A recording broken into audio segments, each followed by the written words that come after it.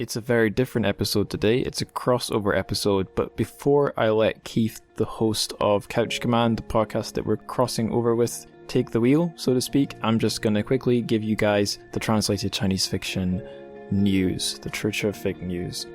So we have 3 news items today. Here's the first one. If you're bored in lockdown, here's a virtual event you can attend. It's about the author Feng Jicai and his book Faces in the Crowd that we covered on the podcast.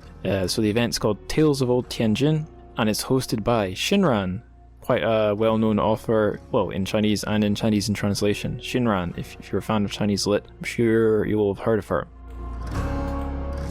So Xinran, the Guanghua Bookshop, which is an amazing Chinese bookshop in London's Chinatown, and Sinuous Books, the publisher who published Faces in the Crowd. I'm not going to read the whole about the event because it's a massive, it's quite a few paragraphs. But basically it's an online event. I believe it's free to attend. And yeah, I'll put a link to that Eventbrite page in the show notes. But please do check that out. Okay, there's the end of our first news segment. News segment number 2. It's an article this time, and it's shared on a really good website, Radi China, and it's from former show guest Dylan Levi King. He's a translator, so he knows what he's talking about. The headline is, "What's Going Wrong with Chinese Literature in Translation?" and the little subheading, "Chinese readers are often buying entirely different books to international readers of Chinese fiction. What's going on?" And basically the thing jumps off by looking at how the list of the best Chinese fiction on Douban for 2019 has only one author in common with the books that came out in English translation. And he kind of goes on to say that a lot of the Chinese lit in translation that's coming out is about 20 years behind the original publications. The Chinese authors are getting put into English these days by Western publishers are mostly older authors, and the book that caught the most attention this past year has been Fang Fang's Wuhan Diary, and that's obviously got attention for its political/geopolitical buzz and significance, rather than its literary merits, if we're being honest. So he kind of talks about that. It's a very good read, it's very balanced, and if you have thoughts about it after reading it, you should at Dylan on Twitter. I'm sure if you're polite, he will respond. Last one. Now this is something that popped up when I opened Twitter, my least favourite website that I can't stop talking about. I opened it up this morning, and pinging in front of my eyes was someone who'd retweeted some article on ufology with Chinese characteristics and the fate of Chinese socialism. I read this one in a half-awake daze, frantically drinking coffee so that my brain would power up fast enough to get through all the kind of... it deals with the kind of amazing fusion of traditional culture and official Communist Party speak that is, I think, unique to China, and UFOs as well.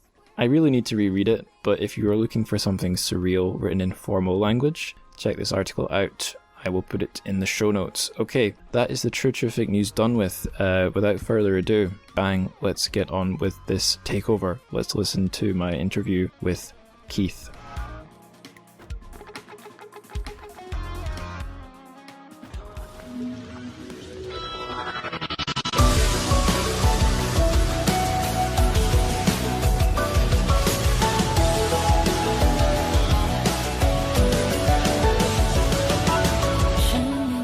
So I'm on the show with Keith Justice Hayward. Keith, it's great to have you on. How's your day going? Pretty good, thank you. And I have with me Angus. We're doing kind of a dual podcast with my podcast, The Couch Command, and his podcast, The Translated Chinese Fiction Podcast, which is more or less exactly what it sounds like. We don't translate Chinese fiction. We talk about Chinese fiction that has been translated into English. And I am completely... I've only had one dance and with one author and his fan who did the fan fiction. So you were the professional on this. I'm pretty brand new as of I don't know. It was a several year journey to finish the books for me because I hadn't read books in years.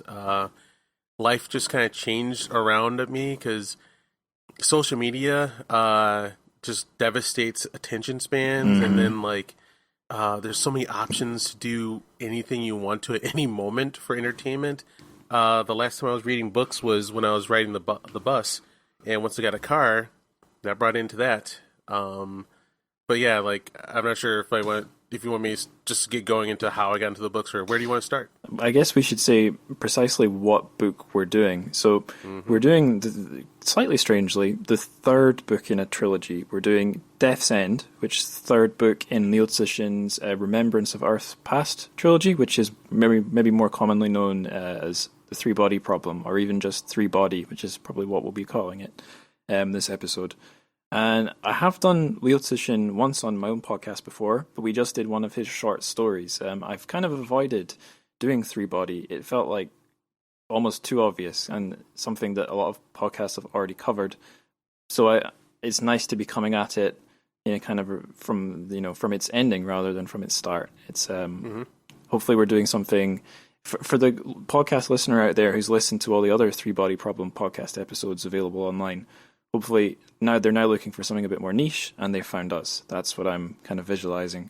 So yeah, and I urge you, if you're into science fiction, and like you were like I was, and you're kind of like dying for something new, don't listen to our podcast now. Don't spoil it for yourself. Like, it was such a freaking journey and fun to have it unfold before me. I did everything I could not to read anything about the plot synopsis, and a coworker spoiled it for me.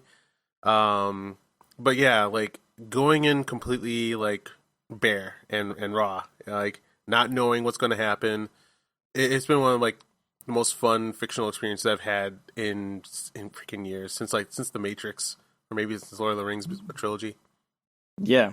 Yes, we are going to do spoilers on this one. So now with that out the way, Keith, can you tell us a wee bit about yourself and what the three-body problem, or this book in particular, Death's End, means to you? Sure. Let's see. I came up a young boy in the city of Milwaukee. Much like other geeks, different from other people. Like boredom was a thing back in my day, so I had to find ways to have fun. Like around that era where I started reading more and more books, like my best friend had moved away, so like finally like I just kind of gave in. My sister gave me choose your own adventure books, and then like I just started going through all these other books, and yeah, the magic of books I'd almost forgotten. That how much they can take you to another world. And then yeah, like I've been a science fiction fan my entire life. Ever since I started being curious about anything, like my first love of astronomy came from a Snoopy encyclopedia, where like I was just reading about like what planets, what the dance orbits, what like one of like my favorite things, which I'm not sure if it ever came to pass. But in the Snoopy book, it said that Pluto and Neptune were orbiting each other, so that I had the fun fact to pull on my mom and my dad that says, Pluto's the farthest one out. But not after this year, which I'm not sure if that ever happened. But yeah, it just led me up the ladder to the grand disappointment of Star Wars, actually, was what did it for me. Like, Star Wars was like kind of the first big thing that opened up like speculative fiction, where if this exists, then that exists. And then like you see the explosion of creativity and world building that happened from it. And the new ones were just, to my shock and horror, I saw just branding on the screen. I saw familiar images, and then like I was like, okay, F this. I need to find, and then like all these arguments popped up around it about like what science fiction was, what writing was, and people just had no appreciation or love for it. They didn't believe it existed. That writing that made sense was a thing. So then like I just had to go away from what was popular, and there was a article that said like Amazon offering $1 billion for three-body problem. I was like, what the hell? Because that never happens. Like, you don't get that kind of money for something no one's ever heard of. And that was like Chinese science fiction. Wait a second. I don't think I've ever heard of that, strangely. Like, it just made me start thinking more and more of like, okay, then how come I haven't heard of this? And what kind of fiction gets born from a society that, yeah, I guess I don't know much about them. And then, yeah, I opened those books, and I gotta say I was bored at first, but by Death's End, it kind of changed the way I see the universe. So That was Yeah. my experience. Absolutely. It did kind of change my view of things as well. And maybe not as dramatically as it changed your view of the universe and what literature can do. We'll get more into that later in the episode. So you've talked to us a little bit about like how you got into the world of sci-fi and how these books kind of set you off as a reader. So do you in your reading habits, are you generally a sci-fi reader when you do read books, or was it really a one-off with this trilogy? Yeah, almost. I'm pretty sure 100% of my reading has always been science fiction, and in that I include fantasy. Ever since I was a kid, when it comes to finding a book and just kind of getting away so that my mind can grow, I just loved finding books where you could tell the writer cared top to bottom about like the entire universe you're about to walk into, and then me and my friends had discussions about it, and then like you could tell different kinds of writers cared about different things. Some cared about more comedy, some were just doing a job, and yeah. So oddly enough, now that you mention it, like I don't know, I can't remember much that wasn't science fiction besides the YA novels about young boys trying to kiss tomboys when I was a kid. That's the length of like what I've read throughout my life. Yeah, it occurred to me that like when thinking about sci-fi reading habits, do you know who the big inspirations for Liu Cixin were? Have you ever stumbled across this info? I think I do. He had to have been influenced by Isaac Asimov with the Foundation series. Yeah, I think the two I always hear that inspired most of China's sci-fi writers, the ones who are Liu Cixin's age and the younger generation, they've read a lot of American sci-fi authors, and I think the two biggies are Arthur C. Clarke and Asimov. So it's kind of funny that for you as an American, you're getting this heavily American influenced sci-fi, but it's coming to you. It's pinging back in a way from the other side of the world. I love that concept and idea. Like while I was reading it, I'm just like, I guess I'd forgotten how much that was a part of our conversations back in the day, like when we were like reading comic books and watching Star Trek together. But like, so where did this come from? Like, or what influenced this person to do this? And then, yeah, like the idea of all these ideas I've been growing up with, incubating in a society that's cut off from me, was just like, the further I get into the books, the more I'm like, oh my God, yeah, like this person would have a different yet similar view of how I see things. And it was just kind of fun to see like how, and I'm going to mess up his name again, even though you just told me how to say it. Cixin, Liu Cixin. Liu Cixin. Yeah, that. Cixin. If you're not bang on, like, people will still know what you're talking about. Thanks. Yeah. Reading his books and like how he and I think similarly already, but we came from different worlds. But then he started awakening my mind to like just different perspectives was just exactly what I needed around that time. And not to kind of lecture too much at you, but there are some really the first sci-fi that ever appeared in China. The story of how that came about is really interesting too, and it's also like a story of cultural exchange. You can read a wee bit about this, I think, if you pick up Ken Liu's anthology of translated Chinese sci-fi, Invisible Planets.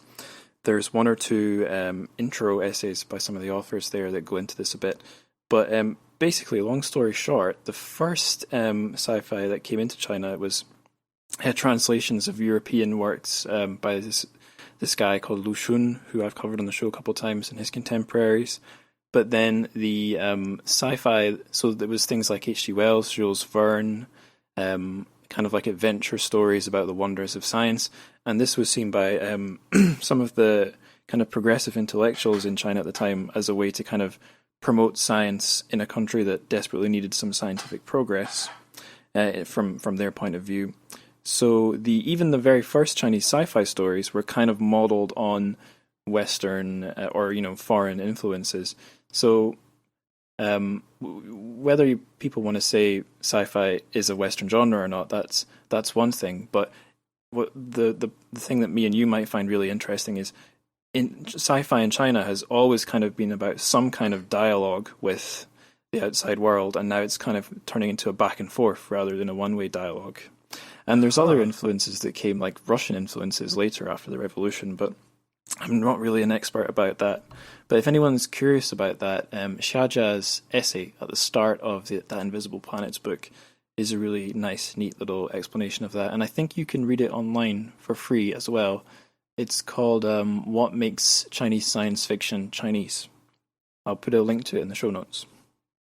Looking forward to that. Yeah, there's when I started finding out about how new this era of sci-fi is in China, it blew my mind because I had never.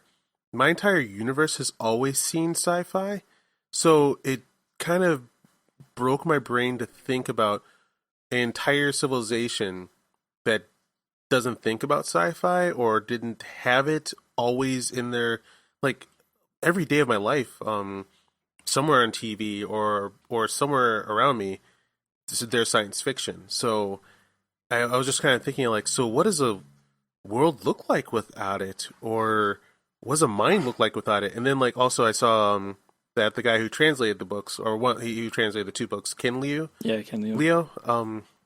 Yeah, like, he grew up not knowing about the West, and, like, the science fiction he read, he thought that's just what was out there.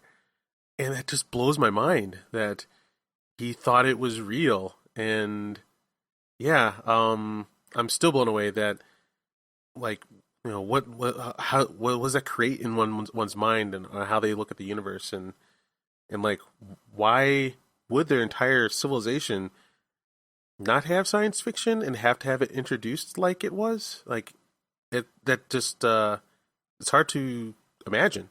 Yeah, I'd probably caveat and say it's not that it vanished in China under the more authoritarian communist periods, but rather it was only allowed to appear in certain forms. So, like in the Mao era, it was mostly used as like a educational tool for children. So, like fun stories about a rocket going to Mars or the moon or something. Then after Mao's death, the country kind of became a little bit more open, and people started writing sci-fi, like proper fiction stories for enjoyment. But then at a certain point in the 80s, when the country was opening up, the government pushed back. There was I forgot what their initiative was. It was the anti-spiritual pollution campaign, and that shut down the growth of the genre for years, and then it kind of re-emerged in the 90s. But there was also we were talking before we started recording about this book I'm going to do in a future episode called Cat Country from 1930. 1930 something. And that is also a bit of an oddity, because there was a period before the revolution where not much sci-fi was being written, and I only really learned the reason for that recently. So I mentioned earlier that when the first sci-fi was being translated and written in China, I guess that was around just after the turn of the 20th century, so when the last dynasty was about to be overthrown. But then, fast forward a decade or two, and the production of sci-fi kind of stopped. And I could be wrong here, but I think the reason for that was that the country was heading into quite dire straits. They were falling into a very unstable period with warlords on the rise, the start of Japanese invasion, and I guess the literary establishment, or the writers or whatever, kind of turned away from fantastical genres back to more realistic stuff. So, although it is crazy to think about a society with like no sci-fi, I'd probably say, like, on one hand, the first sci-fi started in China not very long after it got going in the West, in its origin point. But the windows where it didn't exist, it either did exist in certain forms that were permitted, but yeah, there were, I guess you could say it as like a popular genre that you could read for fun. Yeah, it just kind of, there's real historical and political reasons why that didn't happen. But Now I'm worried I'm like being like a school teacher again. This brought to attention sharply, like how much I didn't know anything about China. So yeah, it's and also felt almost magical, even like the experience of the getting connected to a different mind like that, through things that we both love, was I don't know, I can't think of the word for it, but it was amazing. It's like a lot of things I find about China. It's just too big to get your head around in one sentence, you know? Engaging with it as I was like, I was in love with like how non-Western white person centric it was. Like, I never read books like that. I never read books where it's not an East European type civilization that is the fulcrum that will change everything. And yeah, it just this is a fantastically different path to get into science fiction, and with its multiple layers of meaning and philosophy. The philosophy was amazing. I never get to really like, philosophy is also another thing that like has always been a part of my universe in life, and like you get it somewhat in the fantasy books that I've read, and there's good lessons here and there, but once I had done the full trilogy of A Three-Body Problem, I felt like I had like gone through a ginormous like philosophical lesson that has definitely influenced how I've been approaching astronomy, politics, and my own personal philosophy has changed because of the books. So, so we've been talking a lot about being set down new roads and also making contact with new things. So I think you kind of touched on this already, but just so I'm clear, because I'm a nosy person, how did you first make contact with the three-body problem? Like, how did you learn about it, and then how did you get the book into your hands? So the first contact was just the devastation. Like, I can't, on my podcast, Couch Command, me and my friends, I'm going to take them through a pretty great journey of like reminding ourselves why we loved Star Wars, and it's been kind of beautiful, the devastation I've seen the new movies inflict upon people who once loved it. Like, they're like, myself and my good friends are genuinely heartbroken and in mourning for what they saw. And it something I noticed back then was like that level of destruction creates, and that I could start seeing it on YouTube and whatnot, and like in my own mind and heart, where I was just like, look, I love this stuff, and I'm not going to stop. And like, I guess I chose to do like a metaphor vision of like myself going on like an intergalactic journey where I had to leave Star Wars behind and venture off into the black and see something unknown, and like see if what I once loved really existed.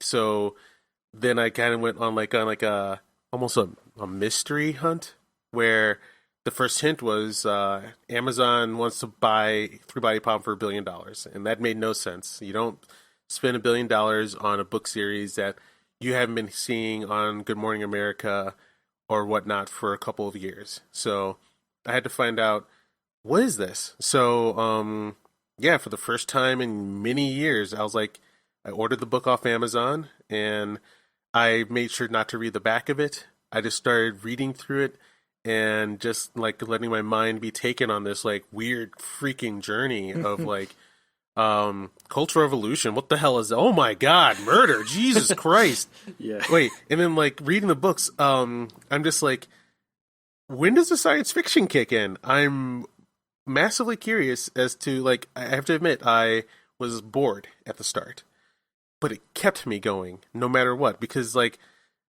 $1 billion for some guys feeling depression, $1 billion for a history lesson, and how could aliens even factor into this?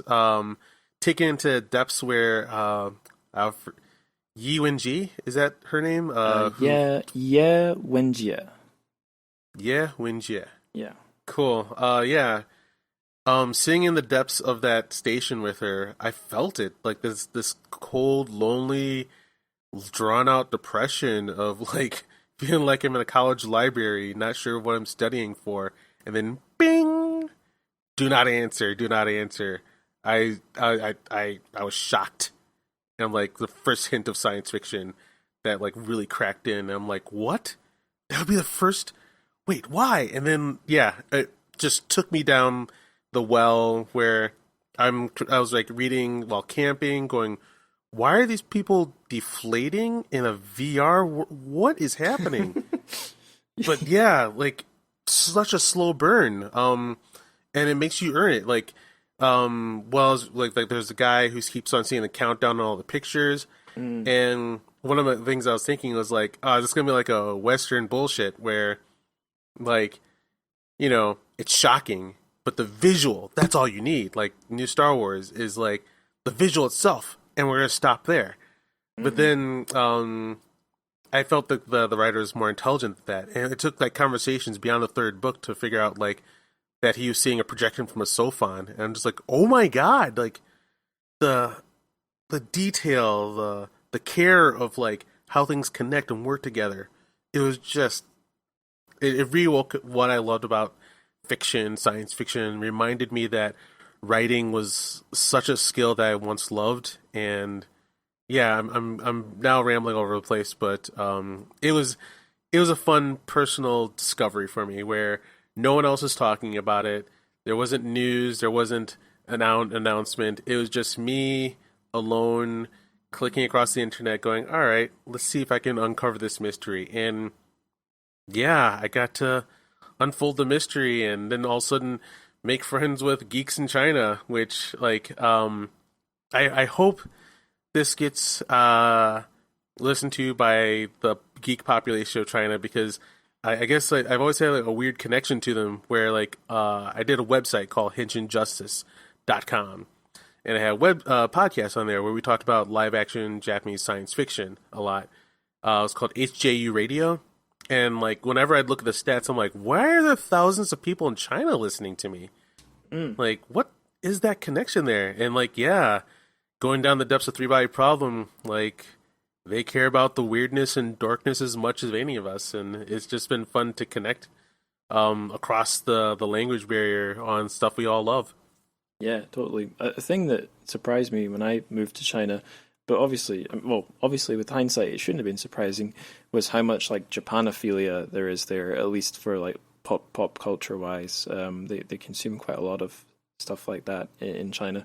And I had no idea. Oh yeah, well, I mean, you wouldn't think until you know, and then once you know, you're like, oh yeah, of course, makes so much sense. But yeah, the thing about seeing the stats from China is that's amusing, because the place I host this podcast now is Podbean. I used to use SoundCloud, and I believe they're both blocked inside China, which means anyone accessing, listening to the podcast from inside the PRC is doing it with a VPN, which means they'll be showing up in my stats as being from another country. So they've always kind of been like an invisible part of the listening stats. So cool. I would never know, like, probably most of them are connecting to servers in like Japan, Korea, or America, probably mostly America, or Hong Kong even. And I would just be guessing how many of these listeners were from China. But actually, there's a thing I can plug here. You might find this interesting if you want to make more sci-fi friends across the world or from inside China. I've had one of the people from this organization on as a guest on the show before when we looked at Folding Beijing by Ha Jingfang. I attend the meetings of this group called the London Chinese Sci-Fi Group. And ever since lockdown, their meetings have been virtual, which is why I've been able to attend, because I'm not in London. But every month or so, they do like a sort of a reading group book club thing on a Chinese sci-fi short story. It's always been a short story in the times I've virtually attended.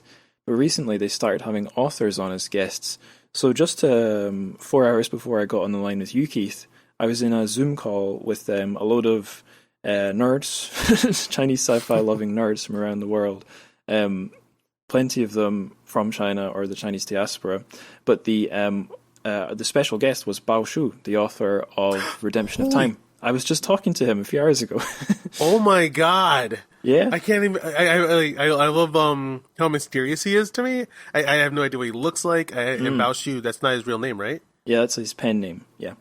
Yeah, I can't imagine what that would be like. Does he speak English? He's got really good English. He's out of all the guests, like the Chinese sci-fi writers they've had attending, he's been the only one who could like communicate entirely in English. Everyone else has been a little bit bilingual or speaking in Chinese, and then the host Guan Zhao has been like interpreting. His book Redemption of Time was fire. Oh my god. Yeah. I was expecting Three Body Problem Light, which it kind of was. But I like it was fun.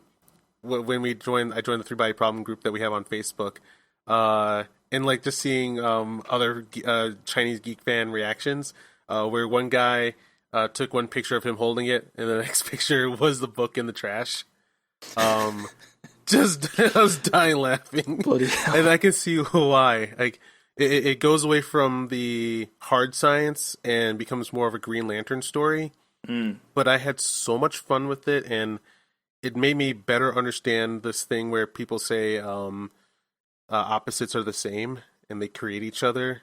And the way he explained like the dimensional fracturing of the universe made me think about how, yes, we're all part of the same tapestry, and then like the ripples create other, dimensions underneath it, such as like, once again, I sorry to keep bringing it up, the destruction of Star Wars created this deep love for it I've never seen happen before. So yeah, Bao Shu, like I'm intimidated to ever cross his path. That was the other thing I was meaning to say. So you've mentioned plenty times that feeling that you'd lost Star Wars set you down looking for something to kind of fill the hole, or maybe that's the wrong way of looking at it, but it left you looking for something, and the thing you found was another trilogy, Three Body. And I was just thinking, like, out of films, as an individual, and thinking about like pop culture in general, there's plenty of like one-off novels and one-off films I've enjoyed, and there's plenty of one-off novels and one-off films that lots of people love and are even cult favorites. But there's something about series, maybe especially trilogies, and especially ones that exist across lots of different media, like the one that springs immediately to mind is Harry Potter. They've got some magic to them that like a one-off could just never have. So when you say that like you had this losing Star Wars wasn't just like losing 3 individual films, it was like losing something that made you need a replacement, and then the replacement you found was another trilogy. It doesn't, like, from like trying to look at it rationally, it doesn't seem like it would make sense, but on a non-rational level, it's like, yes, of course you would find another trilogy, because trilogies are like the magic form. Yeah, there's like I've been on like a journey still about like the heart and like the source of creativity and what makes these things that last. Because I like there's like there's movies like the Fifth Element, and then like when it came out, people were like, it's kind of like Star Wars. I'm like, no, it's not. It's like I'm trying to put my finger on what is it that people don't get, or what is it that happens where like you do Star Wars and like you can't help but think about the entire world of it. Like one movie had us thinking about it for the rest of our lives, where if this, then that, and then like it just builds upon itself, and like that was the fun of it. Like it wasn't always like, Luke Skywalker wasn't the greatest. Luke Skywalker was a dude who, as a result of like spaceships existing, teachers existing, he grew into a Jedi, and just like a working world means so much. So then, like when like the toxic conversation happened around it, which was like the defenders of it, which people don't talk enough about, it was horrific.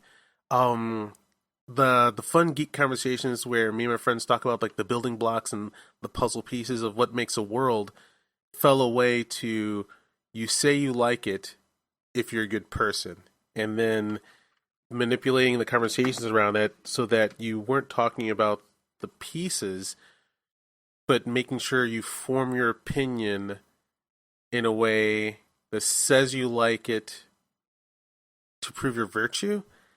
And then, and like, they devastated, like, I try to talk about, like, no, like, that's not how things work. That's not how the speed of a Star Destroyer works. That's not how training works. What's going on here? And, like, they're all, like, there's like, these memes, like, none of that ever existed. Like, you thinking you're world building, these pieces connecting, that's all just for children, and it never existed, and blah, blah, blah. And, like, just people and memes were just slamming on that. And I was like, I think everyone's wrong. I think that the majority of people are wrong, and I went to seek it out. Someplace where there wasn't a conversation that dictated what you had to feel about it or think about it. And then, yeah, like, through the three-body problem universe, once it gets going, because of this exists, and then you can't stop thinking about how their universe works, of, like, being hidden, the limitations of the speed of light and what problems and horrors that can cause, how it can affect you psychologically. And then I hit that, tripped over an insight while I was reading it, where, like, oh wow, wait a second, this hits more layers than I'm usually used to. Like, the perception of teaching, like, you're standing on a planet and suddenly it's on fire and you don't know why. That metaphor just applies to everything.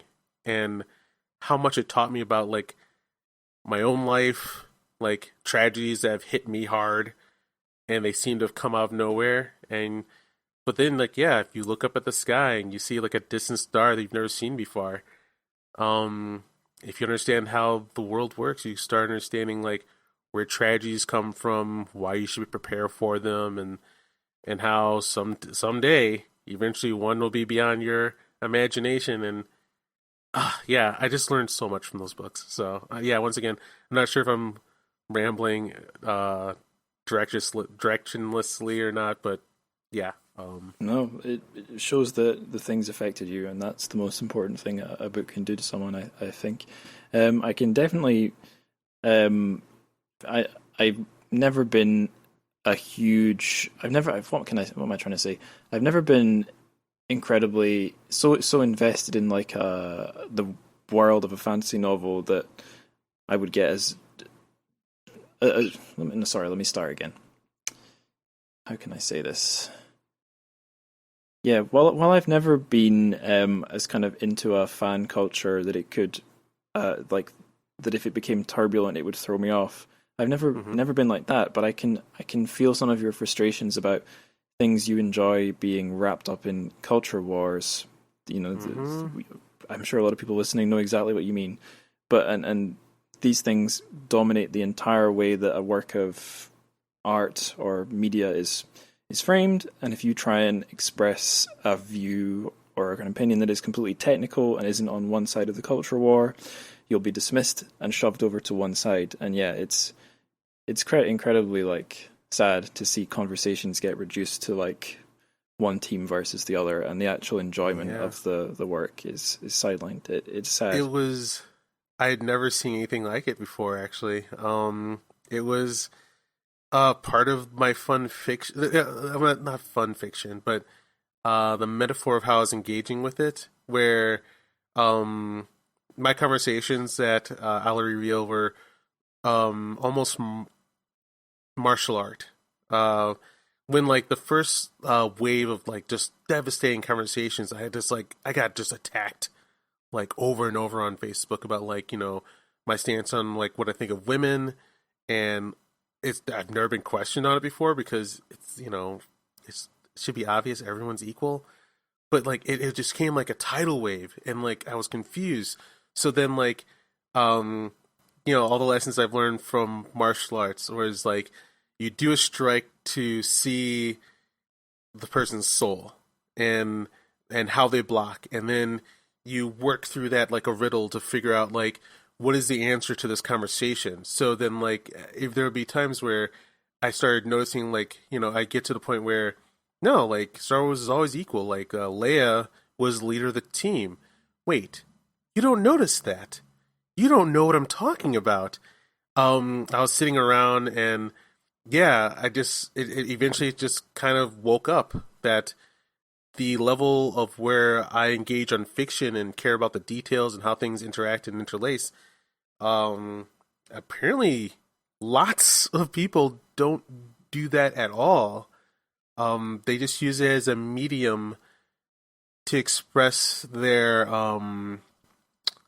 moral standing versus like the technique of what it takes to make a story that tells a lesson in interconnecting scenes that make sense to make a bigger picture so that you continue to think and care about it beyond once it's over. Like The Last Jedi, directed by one of my favorite writers and directors of all time, was garbage. I couldn't believe it. Like, and it made me question, wait, do all writers fake it this hard? And then, yeah, then it just like through Susan Leo, I always fuck it up. Leo, and I hope it's okay to curse. Leo, they should both be alright. Okay. Yeah, he reminded me like, no, you did not, it was not an illusion. Oh, Sǐshén. I thought you were talking about someone called Susan. Sorry. Yeah, Sǐshén Liu Cixin. Susan Liu. No.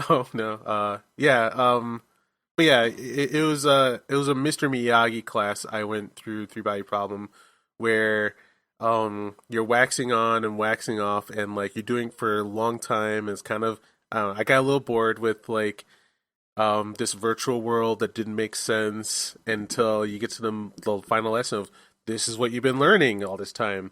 The power of perspective. I'm like, oh my god. And then it just exponentially grew and turned into a prism of insights while reading the book. And Baoshu slammed the spike home with his final book and lessons on endings. So, yeah. What a freaking journey. Yeah. But we'll get onto a little bit more about what I'm about to mention might mean later in the episode. But what you were saying about the futility of trying to engage in some of those conversations reminds me a lot about of the bit in 3-Body you mentioned where Wenjie receives that message that says just don't respond. And I have to think, like, whenever I'm sitting on Twitter seeing all the various people of various shades of opinion with all their hot takes, and the little bit of my brain that wants the dopamine hit and to get likes or to shake my little virtual fist is itching to type up my own grumpy, snarky opinion. And I remember, like, well, what purpose will this serve? It would be so much better for me and everyone else involved if I just go and read and enjoy something instead of broadcasting my reactions, not even like thoughts, but just reactions across the internet. It does no good. I went through the same thing. Once I finally learned about the dark forest nature of the universe, it made me think about the internet. How it's in the 3-Body Problem universe, it's impossible to really connect with someone so distant from you because of like each civilization gets formed by their own stars. The way Earth, we know there's a sun rising and falling at the same hours every day, and that causes more of like a belief system of rising and falling, but the sun will always come out, versus like another civilization who knows unpredictable chaos and what kind of a person or civilization that can create. And then like you just don't know, like from the distance of the speed of light or the distance of like the internet, like the person saying that I don't like Rey because she's woman. This person has grown up underneath devastating stars and gravity that have like ravaged their life so that they do see the world like that. Like that's how they engage, that's how they try to survive. But that does, and like then I try to interact with that person from like, women and men being equal has always been it's not even like a debate for me. My sister beat that into me until I cried. So it's just never been a question. So like the answer's always there. But Yeah, like the distance of light speed, the distance of a person from another person, a mind to another mind, a planet to another planet. Like, you will never know what it's like to grow up underneath that person's star. And also, if you reveal your location to people who are in situations different than yours, they will freaking try to destroy you because they feel like the resources of ideas are finite, and they feel panic need to smash yours down to make sure that they don't lose any ground without giving thought of who they're attacking.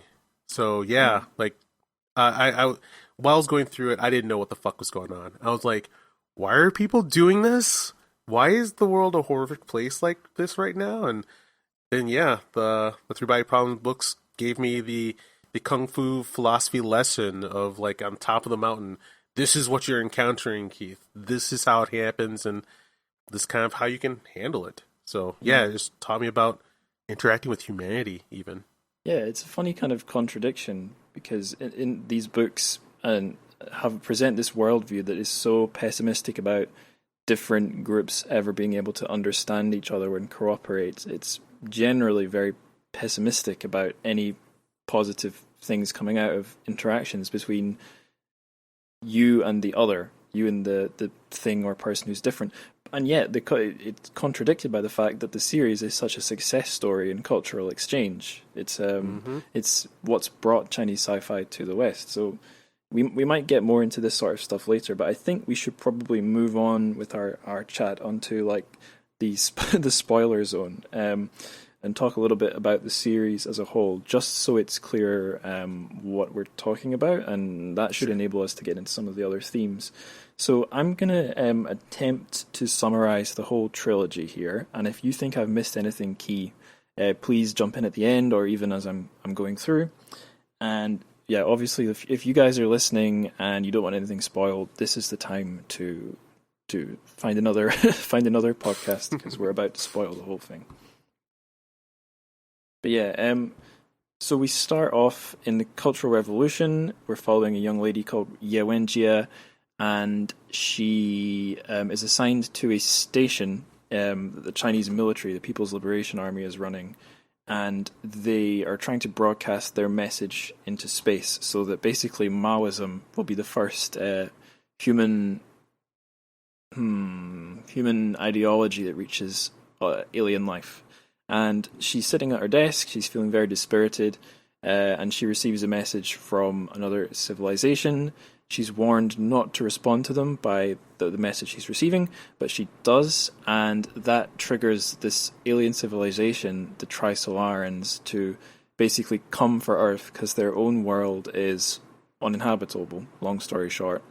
And we find out that in the present day there's a conspiracy. There's a group of humans who are working in secret with the Trisolarans, preparing the world for their takeover. That conspiracy is overturned, and that's the end of book 1.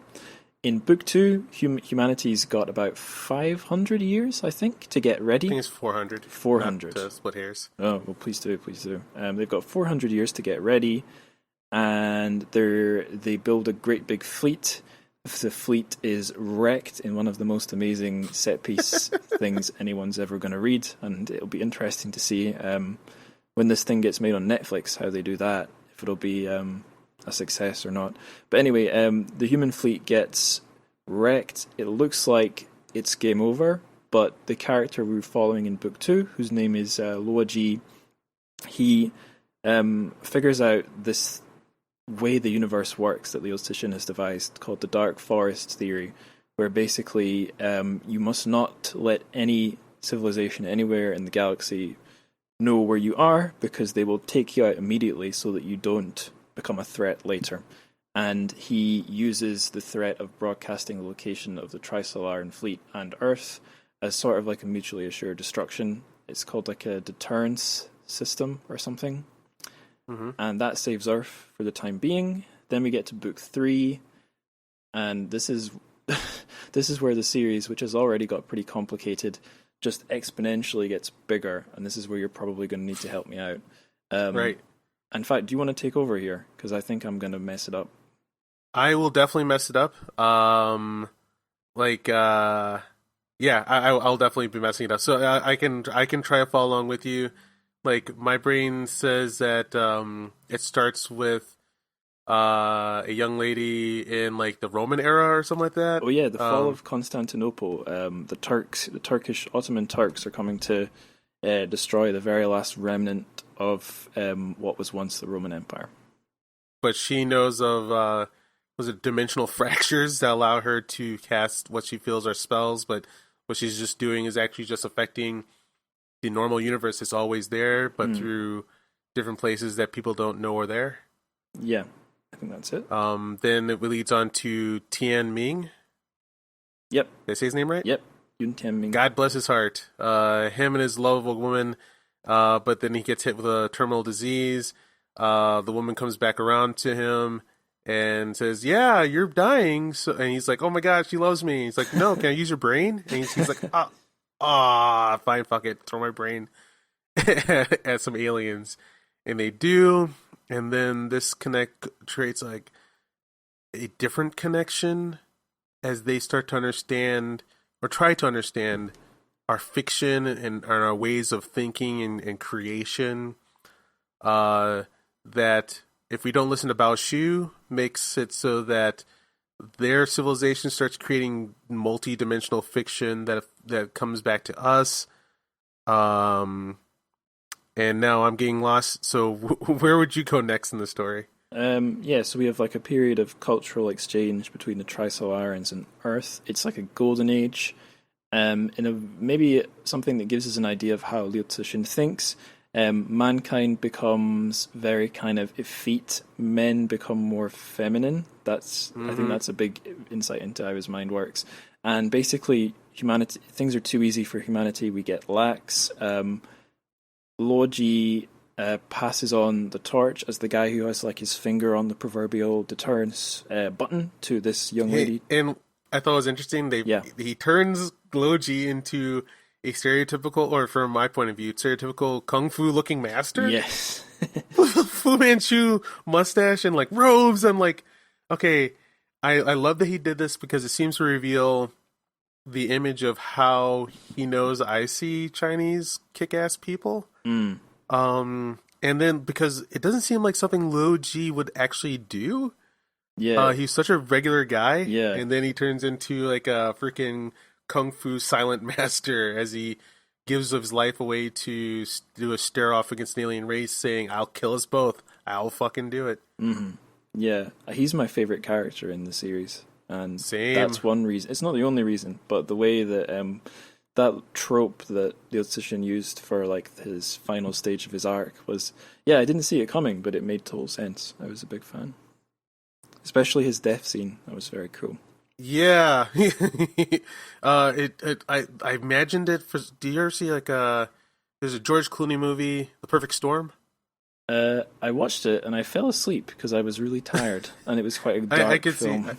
I can see why. But like at the end of it, George Clooney, like he gets the people he wants to out of the boat as like this gigantic storm that engulfs like his entire universe is coming to destroy him, and like his friend gets away.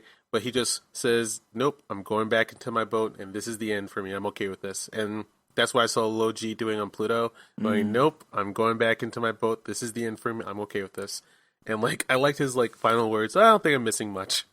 Like, cool, so cool. But yeah, he hands the sword, the switch that can allow the entire universe to know the location of us and of Trisolaria.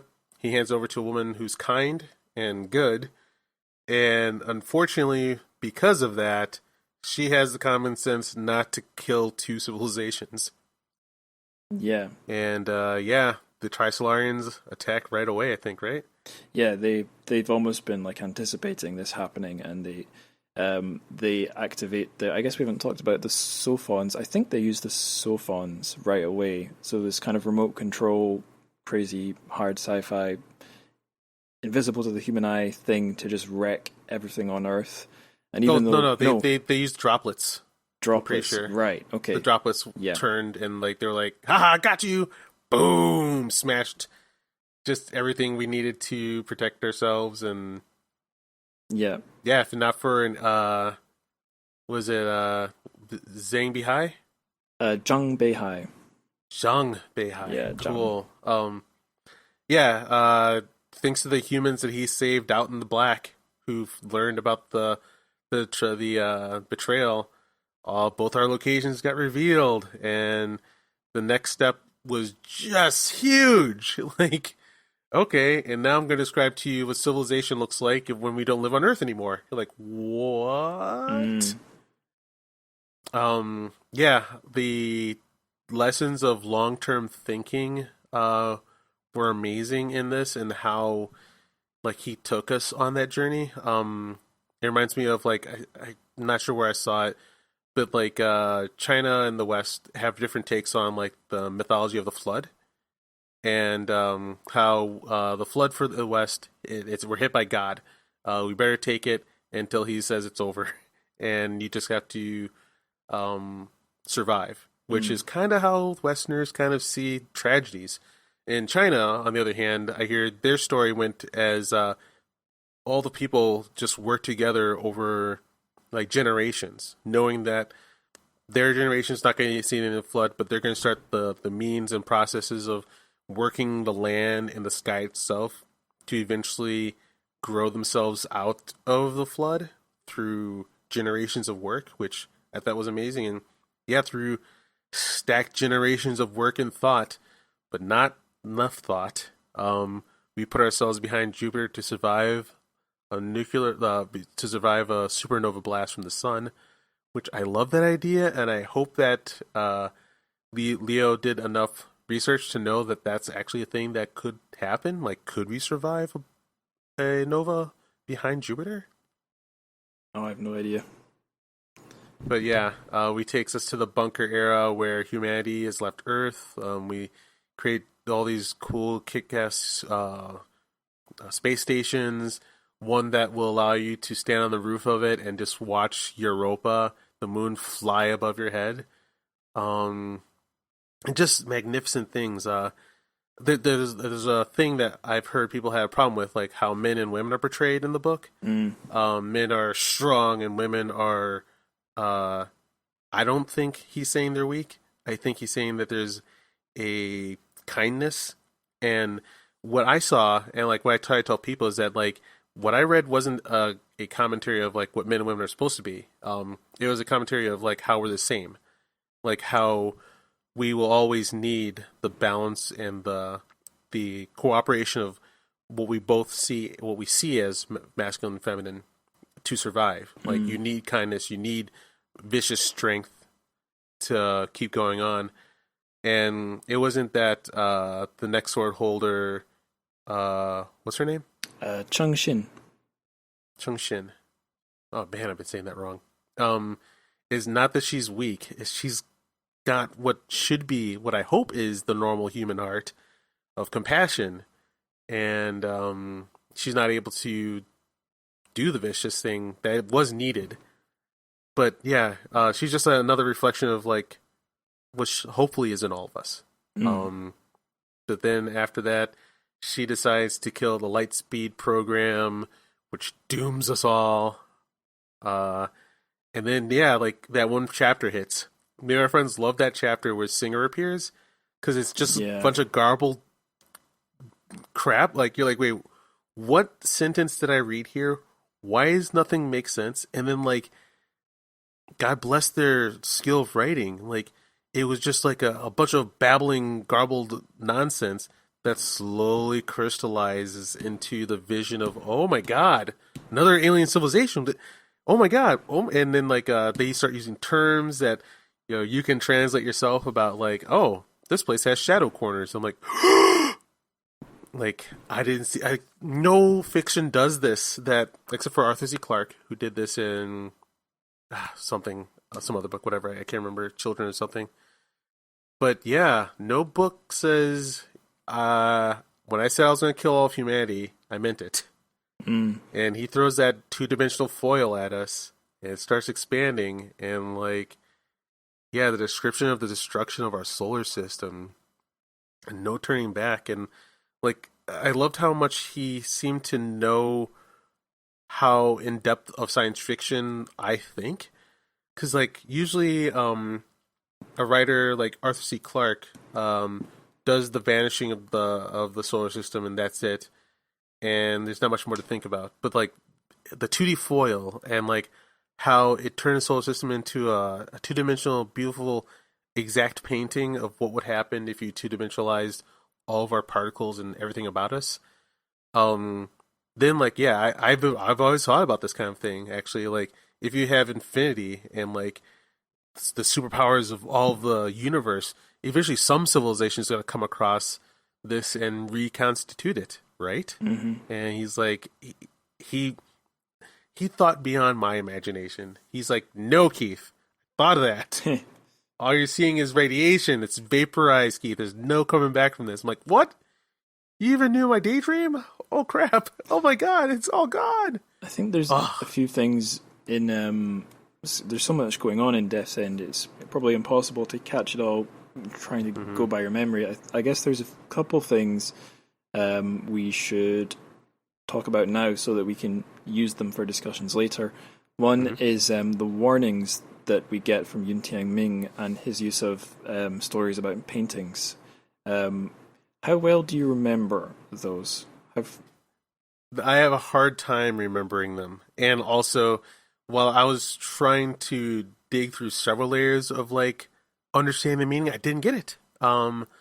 Through conversation later with friends, I started understanding more, but I didn't get that was a warning or why he would warn that such a thing like a 2D foil exists. And I guess we should explain how the 2D foil comes about.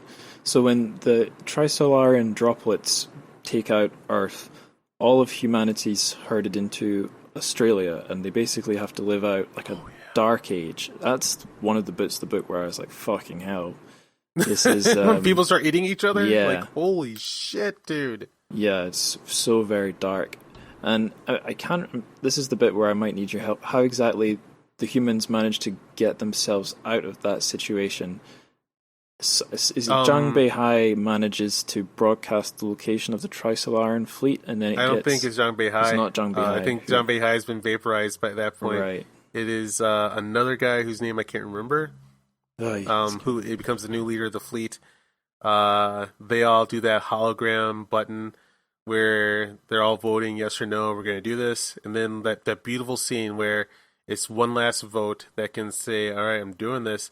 And then like all these people just put their hand on top of his, so that it's all these people together saying, we're all going to hell together. And they all press the button.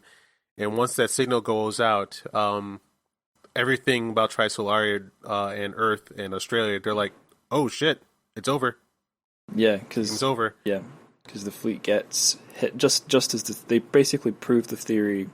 I guess it's been proved correct before, but this time they prove it with lethal effect. They broadcast the location of the fleet, and that all of a sudden, somehow the fleet gets taken out by an unseen.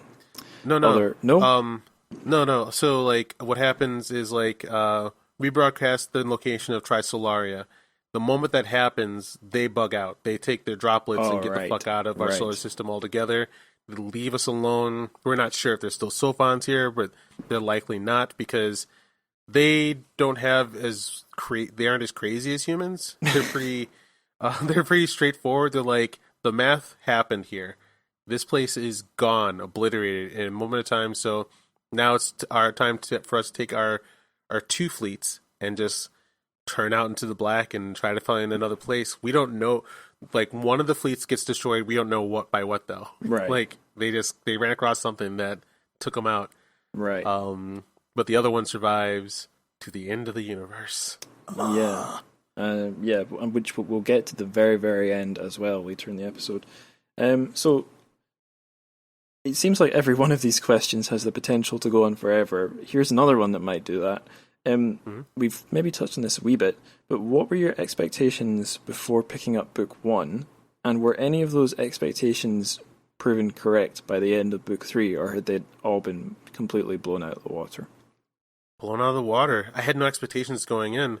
I expected to read something bland and boring, and the reason why it was so popular is because like it was science fiction that like normies could get, and Right. like my nose high in the air.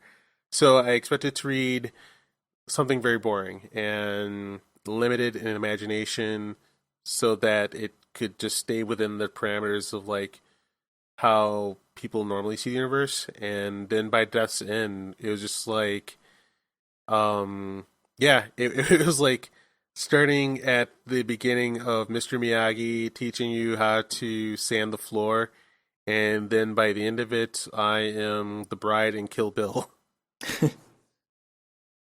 Good answer. So here's another question which we've kind of touched on before, but it would be good to go all the way here. So the three-body problem, and in particular the dark forest theory. So the idea that it's kill or be killed in the universe, and that's because no any life that will be able to form can only guarantee its survival by taking out any other life it discovers. That's the that's the dark forest theory in a nutshell. And that became like a talking point in the Chinese business world. The tech and business world got very into three-body problem and tried to use it as a guide for economics and business and all these other sorts of things, regardless of how advisable that might be or not, and how much of a complete view of human nature it would be.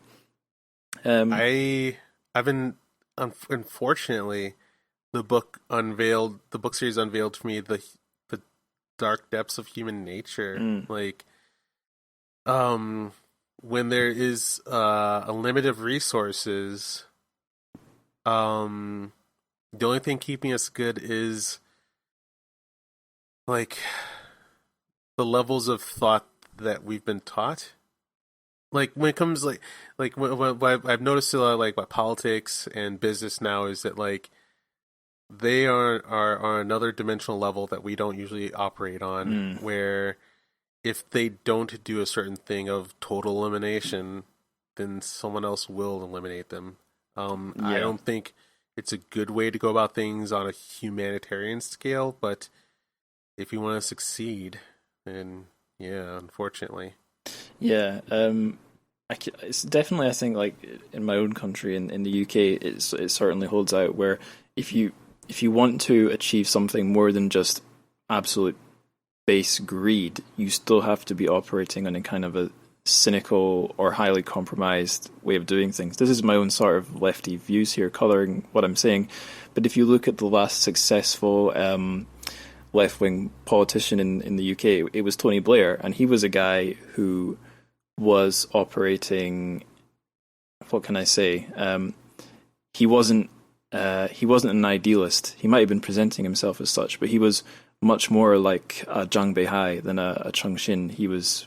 How can I say this? How can I express this? I have a big word that I'm not sure if I'm going to use right, so I'm going to Google it first. Like I guess like a highly pragmatic. Boom! That's exactly the word I'm looking up. Highly pragmatism, opportunistic. Yeah, and I guess I don't know if what I think of trying to operate completely pragmatically. I was certainly not really raised to be pragmatic. I was raised to be very idealistic. So I think when you operate as kind of in a completely if you operate in a completely pragmatic frame of mind like Tony Blair, I think you do end up. It will lead you down very nasty paths, like when he led the UK into the Iraq War with the US, which he did not have to do, where like just the idea that being pragmatic is completely value-free, it won't take you anywhere good or bad, it will just help you win. I don't think that's completely true, but I do think the odd splash of cold water waking you up from pure idealism is pretty healthy, and I think I got that from Three Body. I don't think I have nearly as dark a worldview as Liu Cixin, but I think reading the books gives me something I wouldn't otherwise have, because I'm kind of inclined in the other direction. I want to be inclined in the other direction. My entire life has been idealistic, but from the lessons of the book and watching how the world has worked, like pragmatism, I think, is the dark path that leaders need to walk to get us to places where we can be ideal. Like, the pragmatism is the thing that'll get you through unstable eras.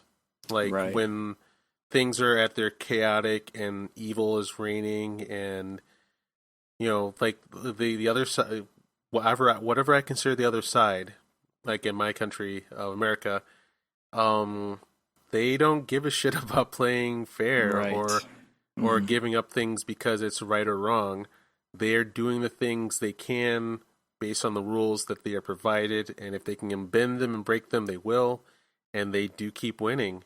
Yeah. Versus the people on my side who work within logic, kindness, and as a result get punked hard by the rules that they don't want to be endorsing. So from what I've been able to see, like, yeah, you unfortunately, we want to get to the point where people like Chingxin, yeah, we want to get to a point where people like her thrive and can lead our hearts to helping everyone. But to get there, sometimes you need, what was the white guy? Wade. Sometimes you need the ruthless calculation. I don't want that to be the truth. Like, that's not how I want the world to be. But it's true. Like, there are dark things, systems, people who work in ways that don't care about my idealism. And to get back to, like, where we can start really valuing being idealistic, you have to have pragmatism to sometimes work us through the worst parts. Yeah, this is reminding me of something I meant to bring up earlier when we were talking about Chongqing and her decision not to give up to not press the button, basically, to do the idealistic thing and refuse to destroy Earth and the Tri-Solarians. So that I had a episode quite a way back now where we were looking at Vagabonds by Hao Jingfang, not anything by Liu Cixin, but my guest was Ken Leo. So I posted on the Facebook group that we met in, actually, the Three Body Facebook group. I said, Ken Leo's going to be on my podcast pretty soon. Does anyone have a question for him? And someone asked a question about Chongqing, because it's so contentious among the readers and the fans and stuff.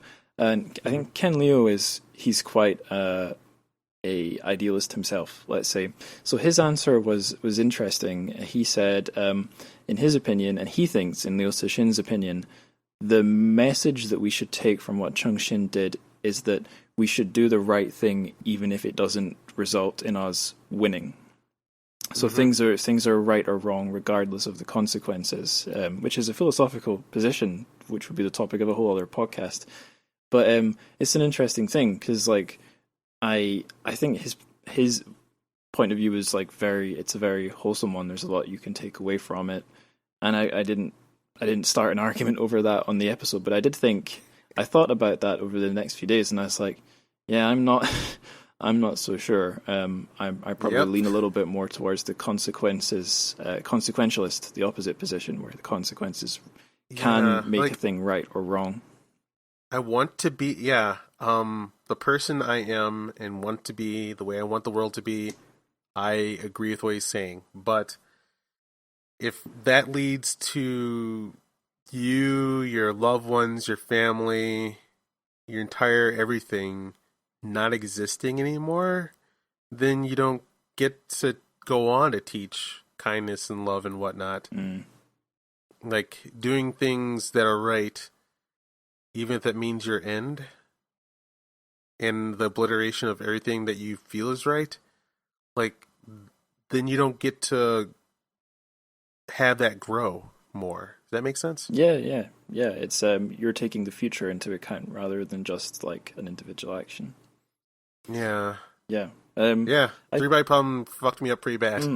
Yeah, it's the thing. It's it's a really successful piece of like deep sci-fi because as well as being hard sci-fi and dealing with like loads of scientific concepts, it does, whether or not you agree with the moral positions it's taking, it at least gets you thinking about these really complicated more decisions that were made, moral dilemmas, but then you get, like we're doing now, it leads you pretty easily into thinking about like frameworks for evaluating whether something was right or wrong, without preaching at you too much, which is the sign of a job well done by the author. Yeah, such as like the philosophy of the three body problem itself, like, and how much I've been noticing how the system is all everywhere. Like, you got two bodies, and then that creates a predictable system. You add one or more, all you do is add one more, and now you have an unpredictable system of destructive chaos, which made me think about how our voting system works. Like, and like I think about it in like terms of like planetary orbits. So I used to be of the we need more than two parties. That's going to save the world. And then like I learned the math of like what the third party system does. The third party in ours doesn't really change up our orbit much as like the third party is a comet catcher. Does that make sense to you? Can you explain that a bit more?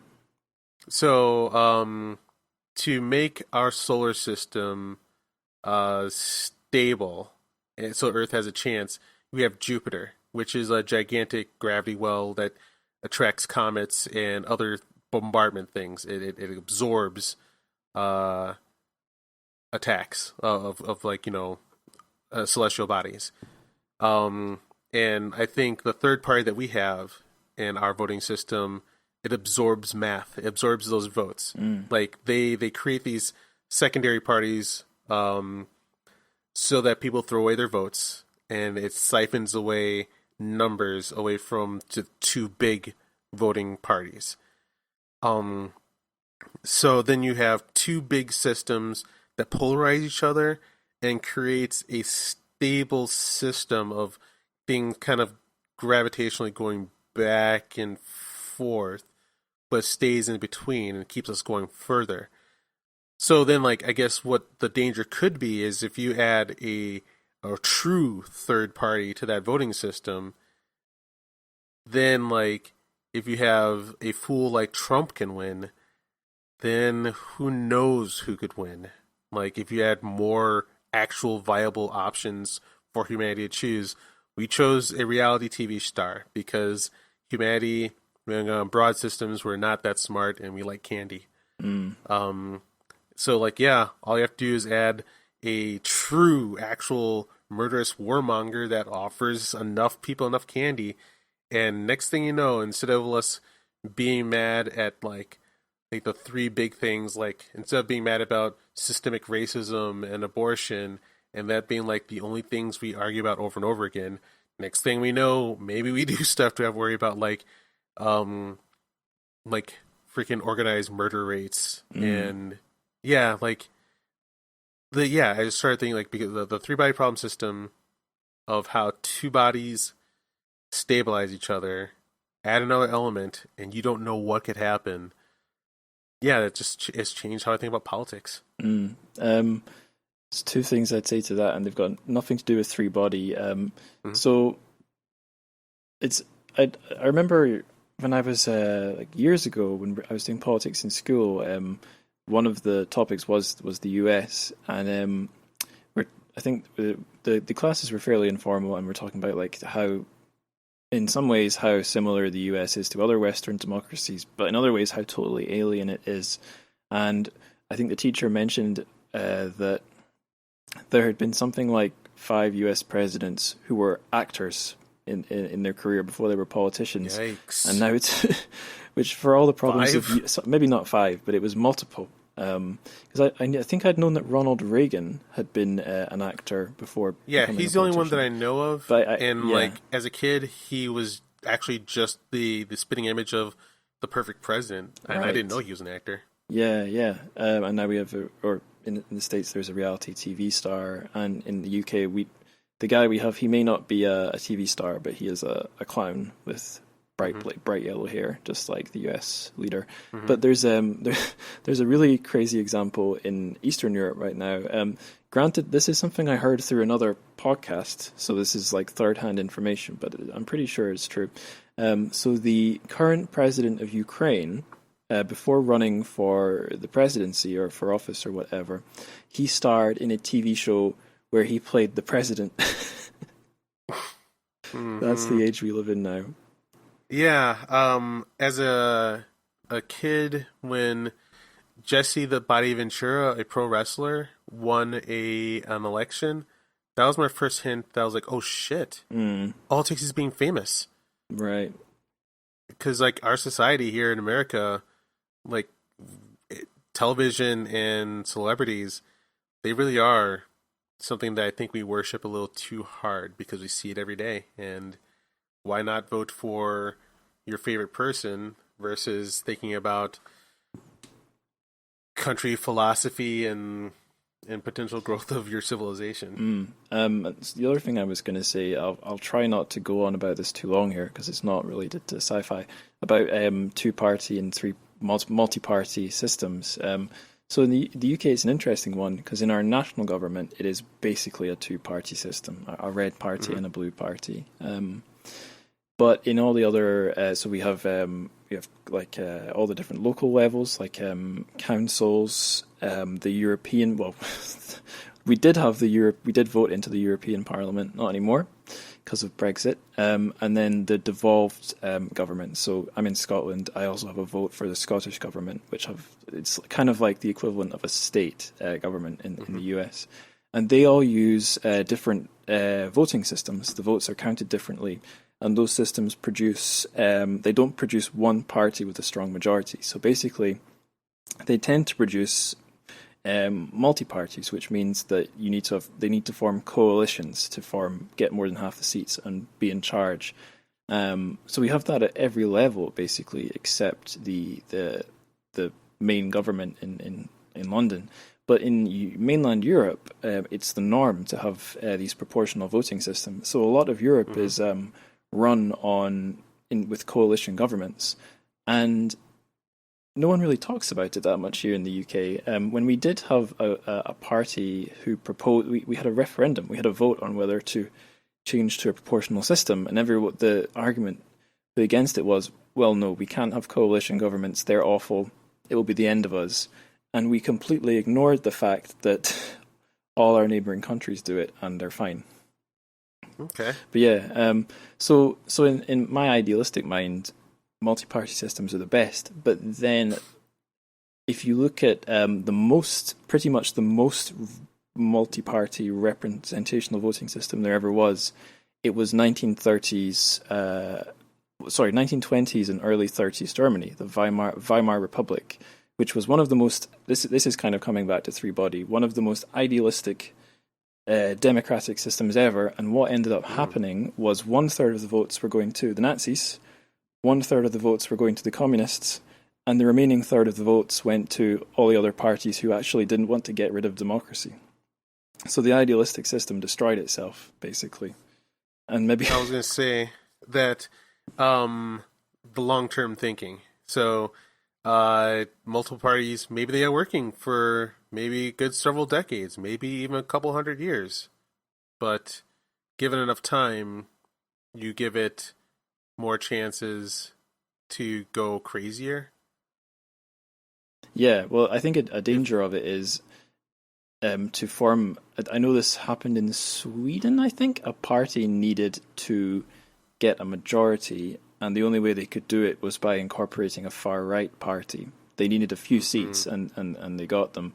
So the far-right party didn't take over, but that's the kind of danger that system presents, is it can be exploited by fringes. It can become like kingmakers. We should probably keep going and talking about Three Body, though, because we're getting very serious, and that's something I try to avoid. Right. Yeah, so I thought we could zoom in onto book 3, because that's the one that this episode is nominally about, is Death's End. So I guess we can skip the recap. We've basically already recapped the plot of Death's End. So I'll just ask you, why Well, am I right in thinking this one's your favorite in the series? Is that right? Yes. Yeah, and so in that case, why is it your favorite? Leo, he mentioned that his first two books he really was holding back because he's like me or any of us, like he's trying to reach to a big audience, and no big audience wants to see what happens if you get to a faraway star. They don't give that much crap about like your fission powered spaceships. So he always held back to keep it grounded, and then at the end he dazzles us with like wild sci-fi. The last book just was haymaker punches over and over again of wild sci-fi of like people find dimensional fractures, allowing them to attack higher technological civilizations, and then like the giant freaking extra dimensional donut in the pond, the fourth dimensional pond. Then you get like that gigantic time jump where like the guy's like the next chapter, by the way, now we're like 18 billion years in the future. Like, holy shit, dude. Yeah. Like, and then like it was a short story like of a guy who threw himself into a black hole, and you get to see his imprint forever there, and just like two-dimensional foil. Like, yeah, it was just a bonanza of wild sci-fi in a way that I haven't been rocked in way too long. So it was just way more fun than the depression of the first book, and the second book was also a little too dry for me. Yeah, and it kind of has like middle act syndrome, where it can't run on the steam of being the start, and it can't speed towards the end either. Yeah. Even though like the second one had easily my favorite character, Lo Ji. Like I could connect with him the easiest and had the most fun with him. But yeah, that third book of haymaker punches of wild ideas and force fields and space stations and the end of the universe itself. Like, goddamn, man! Like, no science fiction writer has hit me that hard before. And I've read some weird people like Dan Simmons and his Hyperion Cantos, and Isaac Asimov with his Foundation.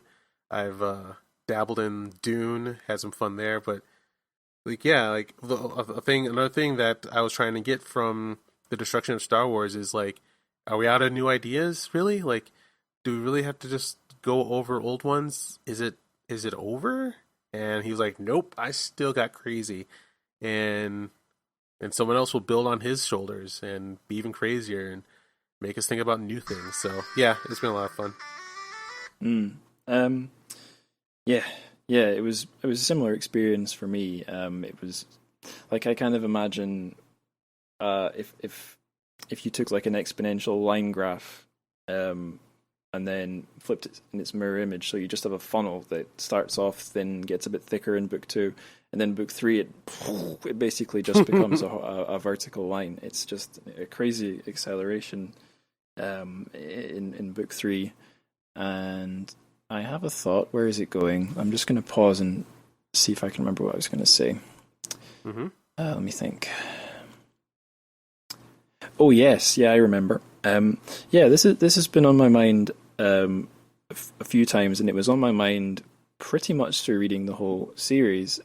As soon as the terms like chaotic era and stable era started appearing, and especially when in book 1, Qin Shi Huang, the emperor who founded China's first dynasty, he gets like I don't know what you'd call it, a cameo. He appears in the virtual reality in book 1, and I took that as a message that we're saying something bigger here about.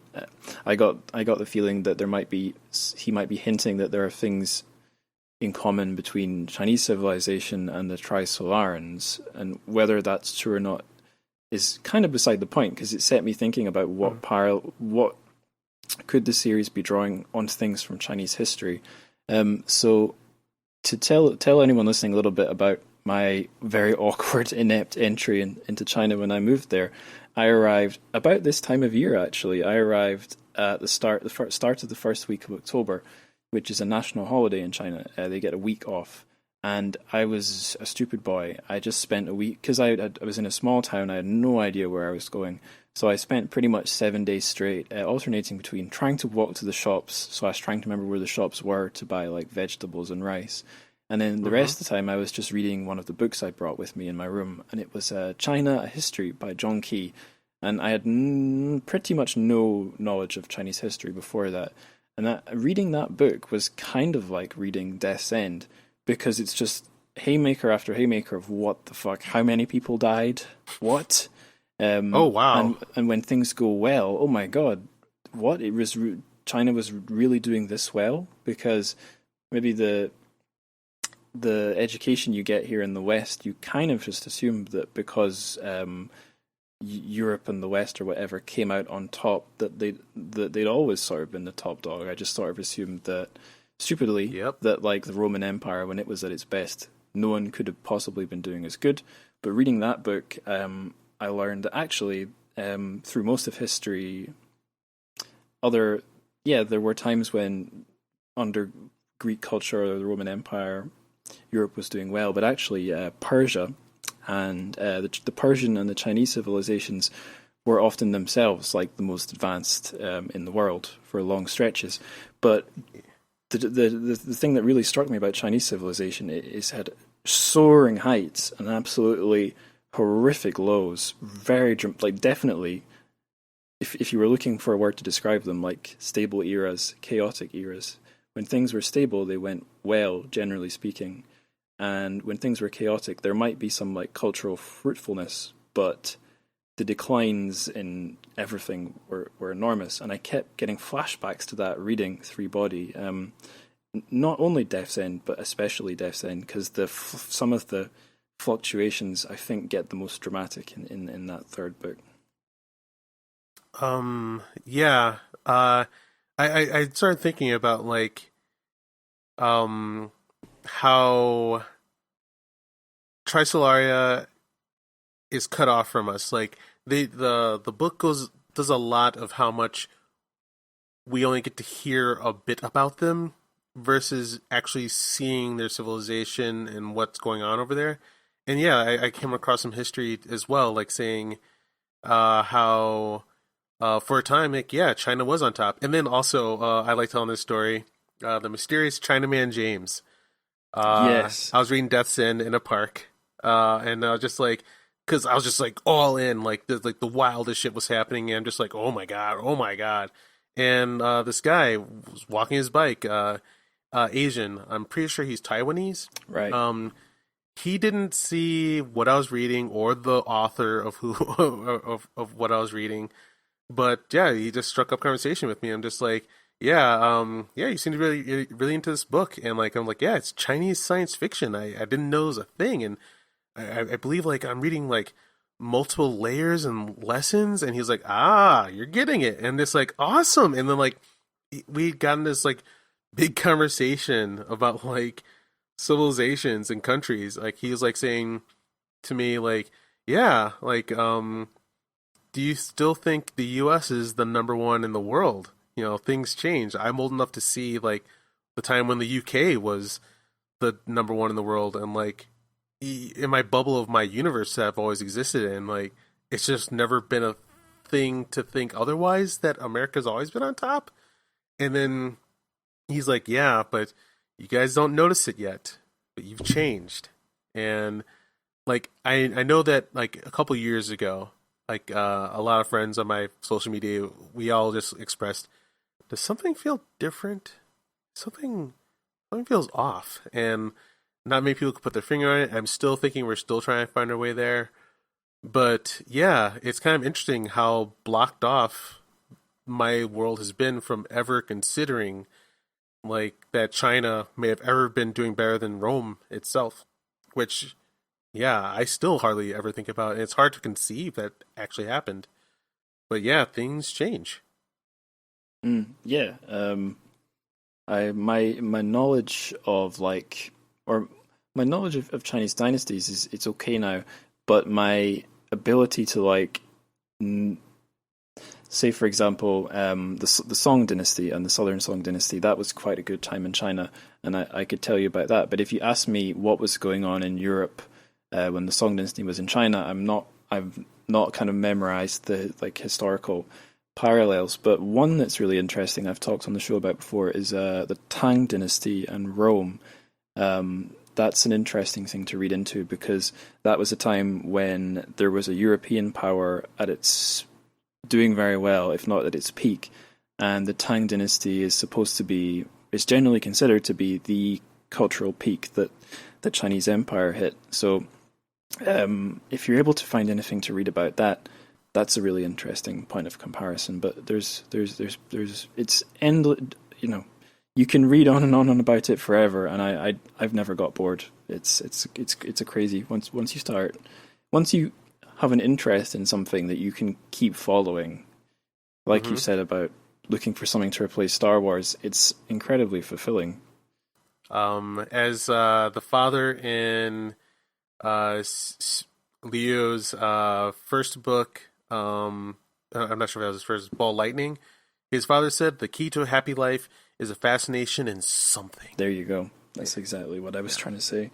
Another thing Chinaman James pointed out, about the mystery of China itself, he's trying to tell me that there's a whole lot about China that we don't know. Like, there's just vast things that, one of the things he said was, there are things over there you think were magic.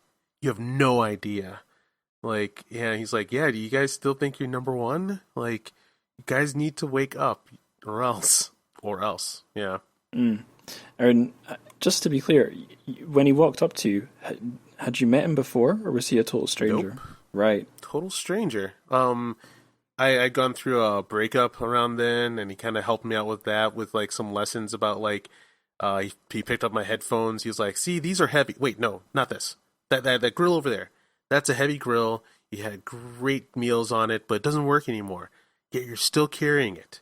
It's okay to put it down." And he just freaking philosophized me, and we talked about countries, civilizations, differences, and it was an amazing conversation. Thanks to Death's End awakening me to different ways to ask different questions and how to see different civilizations. And are you guys still in touch?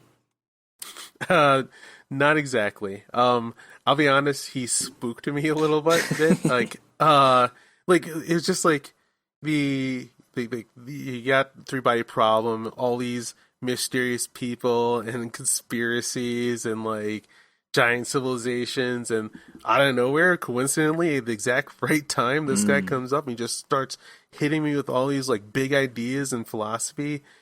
I'm a little intimidated to look him up again. Yeah, I'm not even kidding. It's in part because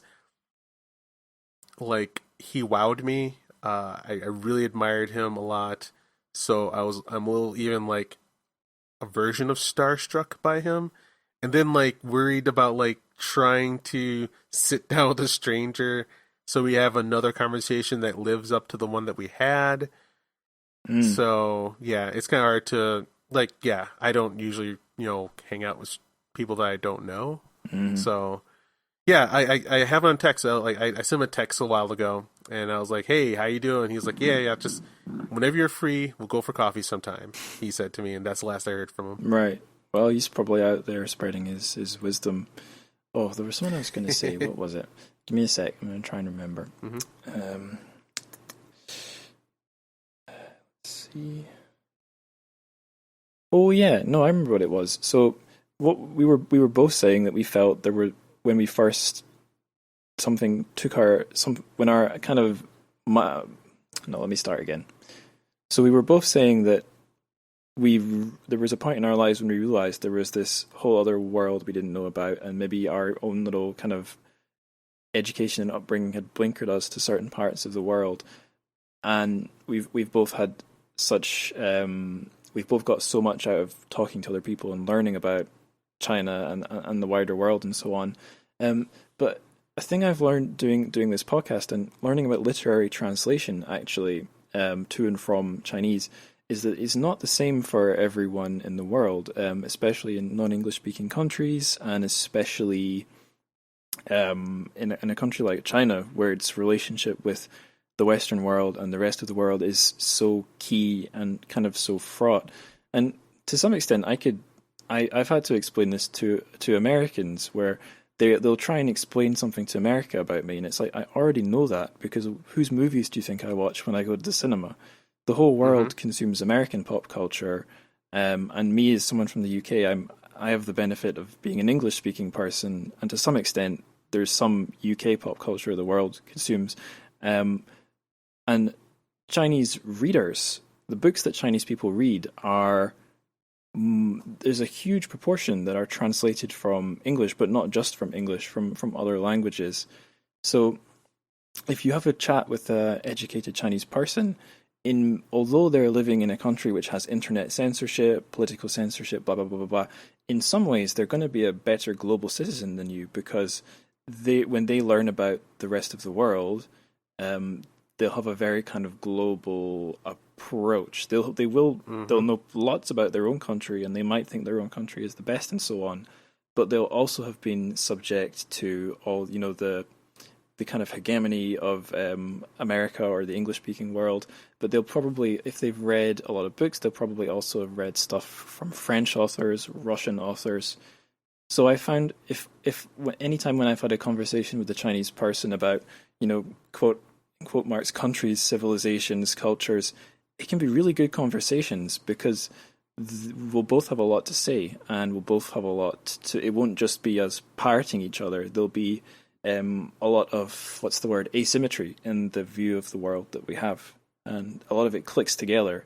It's not the nightmare situation where there's no way you can possibly find a middle ground or agree. It can often be really nice conversations that you can have.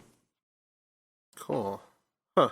Yeah. The book brought to light how much I'm blocked off from everything not American. Yeah. And then also just like how it was yeah. Yeah, I'm not sure where I'm going to go with that. That's okay. Yeah. It brought to light how much I consume and only see, but then I guess a majority of my life I see a lot of Japanese stuff, but yeah, that's like, yeah, you don't think enough about how what fiction you get is from pretty limited lanes of thought. That makes sense? Sure, yeah. I think Japan's an interesting one, because that's a country, a non-English speaking country, that's successfully kind of exported its pop culture, and it's kind of unique in that way, I think, in some ways. Like, yeah, I find like a lot of black people in America love it, and I have thought that one of the reasons why it's such a big deal to especially like young black kids is that it's the only other bit of entertainment we ever get that's not made by white people. Like, right. In our own country, like, if you're black, we're all American. But there's what I call what Cixin Liu, because I'm terrible at his name.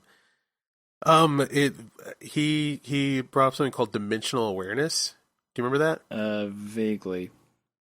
Like he wrote it in italics so that it seemed like I was like, whoa, wow. He seems like he really wants us to understand this concept. And dimensional awareness was that those people who found fractures that allowed them to see like four-dimensional space, and then once they went back to three-dimensional space, they had a different awareness of what's always there. Right. And to me, I think that is a good way to describe like the human experience, where you can go down certain lanes and get only certain influence, and like you can have like a simple life where you don't see the dimensional weirdness that you might understand if you crack open a Japanese manga that allows you to see the world from different angles and philosophies and ideas, that now you have a higher dimensional awareness of like things that are always there. And you can get this with anything, music, any kind of like influence from a culture. It cracks open more of the world for you so that you think about more. And therefore, like, the way I see, like, how black men are used in fiction, this nightmare horror story. But it's because I have that dimensional awareness. It's always there through my life experience. But if you don't see it, like, it's not because you're an asshole. It's because you weren't able to get that awareness. You don't see that dimension at all because it's just like, it's always there, but you don't have the experience to unlock it. Yeah, I just love that idea. I think it is a tricky thing, because in theory we could enjoy like media and culture from everyone and everywhere, but I think in reality we need some kind of initial spark or jump off point. So one reason it was kind of easy for me to jump into the world of Chinese sci-fi and Chinese fiction in general is because I lived in China. So that, I'm not saying that equips me with any kind of special knowledge, but it gives me the kick up the bum to go down that road that I wouldn't necessarily have for literature from other countries or whatever. And where was I going with that thought? I don't know. I guess I just want to. We've been going for about 2 hours now, so I want to ask you the last Death's End question, so we can go on to our next section. And I think it's a good time to ask this one now that we're getting more into kind of like now that we're opening up a bit more, because this is well, I've opened up about this quite a lot of times before, but movies can make me cry quite easily as an adult. As a kid, they didn't. As an adult, they do. Books, Same. It's very rare. Books can get me like that, but it doesn't happen very often. Chinese sci-fi has got me a few times, but it's mostly been the stories of this writer. I mentioned her before, Xia. She writes a lot of stuff that I don't know if it's supposed to be a tearjerker, but she writes a lot of stuff that can hit you in the feels really easily. So my question is, like, reading the Three Body trilogy, I found it mostly to be like kind of the cliche hard sci-fi, like it's very emotionally cold, the language used. Oh, this was the point I was going to make earlier. We should give credit to translators for helping us to access foreign cultures. But yeah, so the writing style, even though it's translated and written by Ken Liu, I think, and Joel Martinson, the guy who did the second book, they've mostly kept the language fairly plain, probably because that's Liu Cixin's style. He's not a flowery writer, and he's not usually trying to tug on your heartstrings. But there was a bit at the end of the book where, we mentioned this before, some civilizations make it all the way to the end of the universe, despite it being Liu Cixin's vision of the universe is extremely murderous, and it's a really fatal universe. But kind of comes about that two of our characters make it to the very end, and a screen appears that every surviving being will be seeing, and it's kind of, it gives you a rolling sort of credits of all the civilizations who made it to the end. And yeah, our two characters we have two human characters there, and they have a representative of the Trisolarans who's living with them there at the end of the universe. And oh man, it's getting me even thinking about it. You see, like, humankind pops up on the screen at some point, and then because they're looking really hard for it because the things are going quite quickly, they spot humankind and they spot Trisolars, and they're like, phew, god damn it, we made it to the end. And I was sitting there in my room on my own reading it, being like, oh my god, Liu Cixin got me. He made the water drops come out my eyes. So my question for you is, did the books get you like that at all at any point? Not books. No book has. I don't think any book has made me cry yet. They hit me hard so that my brain starts like just flowing through like recalibrations and calculations. If that makes sense. Yeah. Like I didn't cry, but at the destruction of the solar system, I was kind of gone. Like, a good book can make me disappear so that I am lost in the ideas, implications, what it means, what it can mean to me and my life. And so, yeah, like, I didn't cry, but it took me away from my life. Like I disappeared is the best way of describing it. For a while I disappeared and I became one with the universe, and I just kind of thought about like ends, the beginnings, ends, the vast distance of like time and experience itself. And yeah, like the idea of when like that 2D foil hit the earth and like it was encircled by gigantic snowflakes. Yeah, it didn't make me cry, but I was in awe. There you go. Like I had been searching for that, because like for me, like the new Star Wars, I keep going back to that. They have all the resources of humanity itself. Like I thought I was going to see the greatest piece of art I've ever seen that money could buy, and I saw nothing there. But then in my search for like where does creativity come from, it comes from crazy people. Like it's not something you create by committee. It is a strange, weird person who has had a unique life that can't help but blurt it out to everybody. And through them, you start to see more of humanity and what we can become. Not to get all snooty and stuff, but yeah, that's the emotional explosion that hit me.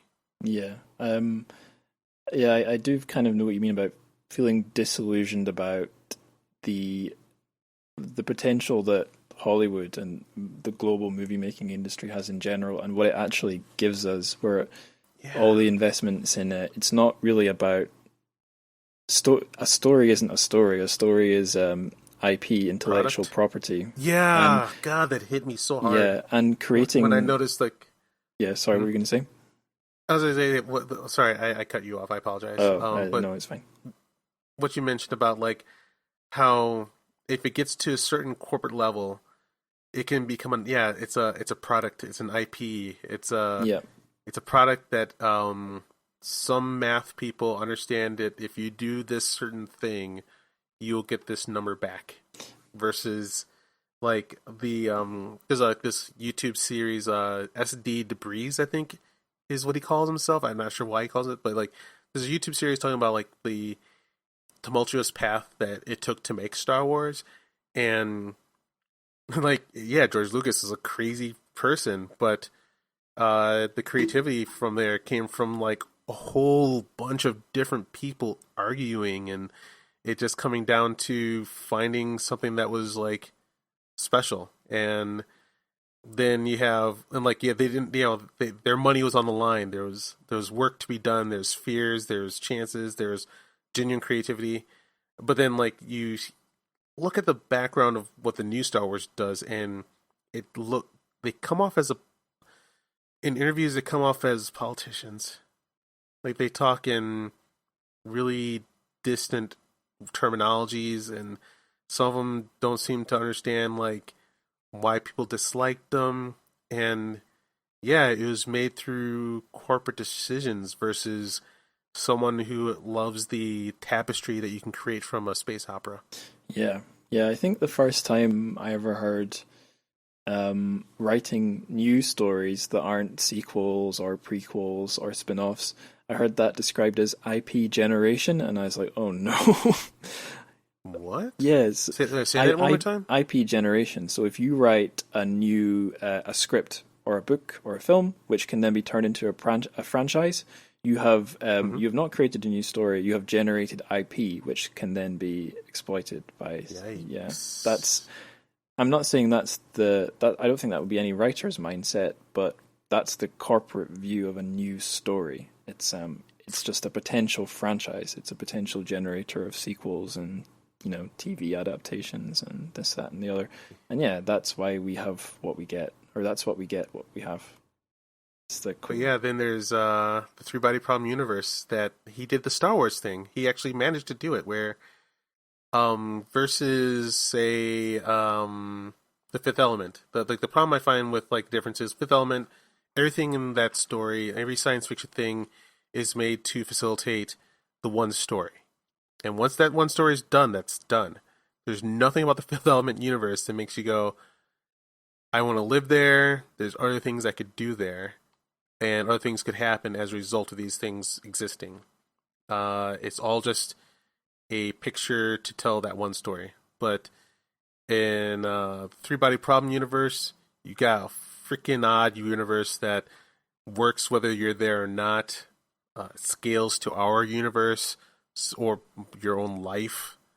And it's like a lot of puzzle pieces masterfully put together so that it builds a world picture versus just a story picture. And then Lord of the Rings, Star Wars, they have a world picture and a story picture. There you go. Versus just story picture. So speaking of being a very intricate creation and a world and so on, and the kind of grand scale of things, I remember when we first got talking, you kind of laid out your theory as to what Liu Cixin was doing when he wrote this trilogy. Do you think you could describe that theory for the listeners? Because I think it's a really compelling interpretation, which I'd never quite heard before, and I think it'd be an interesting thing to talk about. I think that he wanted to wake people up to the bigger game that can go on between all humans. He kept on saying in all of his interviews, he wanted to teach people about scale and what things can mean. So, if you have gigantic superpowers like America and China or something like that, or it's actually, and it scales from anywhere, like countries to political parties to you and your roommates even. He's trying to teach about the raw aspects of how we all interact together, and how when you experience a limit of resources, that there's always going to be some play at getting all those resources, and that you have to watch out for the manipulations that can happen to you on the path toward that conflict. Social media, I think is analogous to the sophons. Or the sophons can drive you crazy. They can unwrap your eye and present images, and those can drive you crazy even to suicide. Where Facebook, I think I interacted with social media a little differently because of my obsession with internet interactions, and I start noticing patterns and why people do things and the cycle of how things work.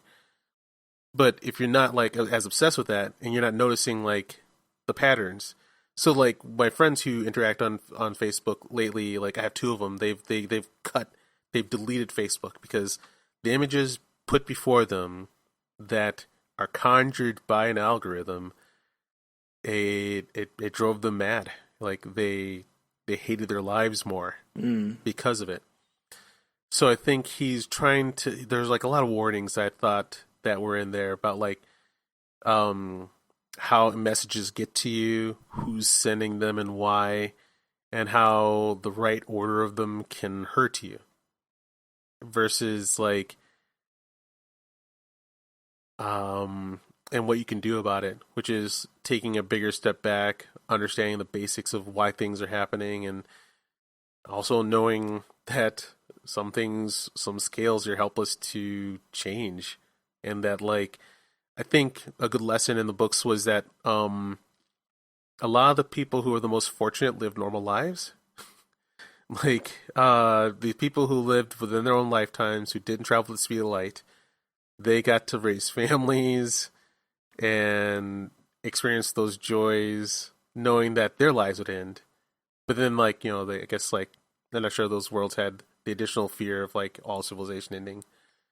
But, it was the people who stepped beyond and, travel through time and space. They seem to have lonelier lives, and they witnessed devastation versus the people who were in smaller lives.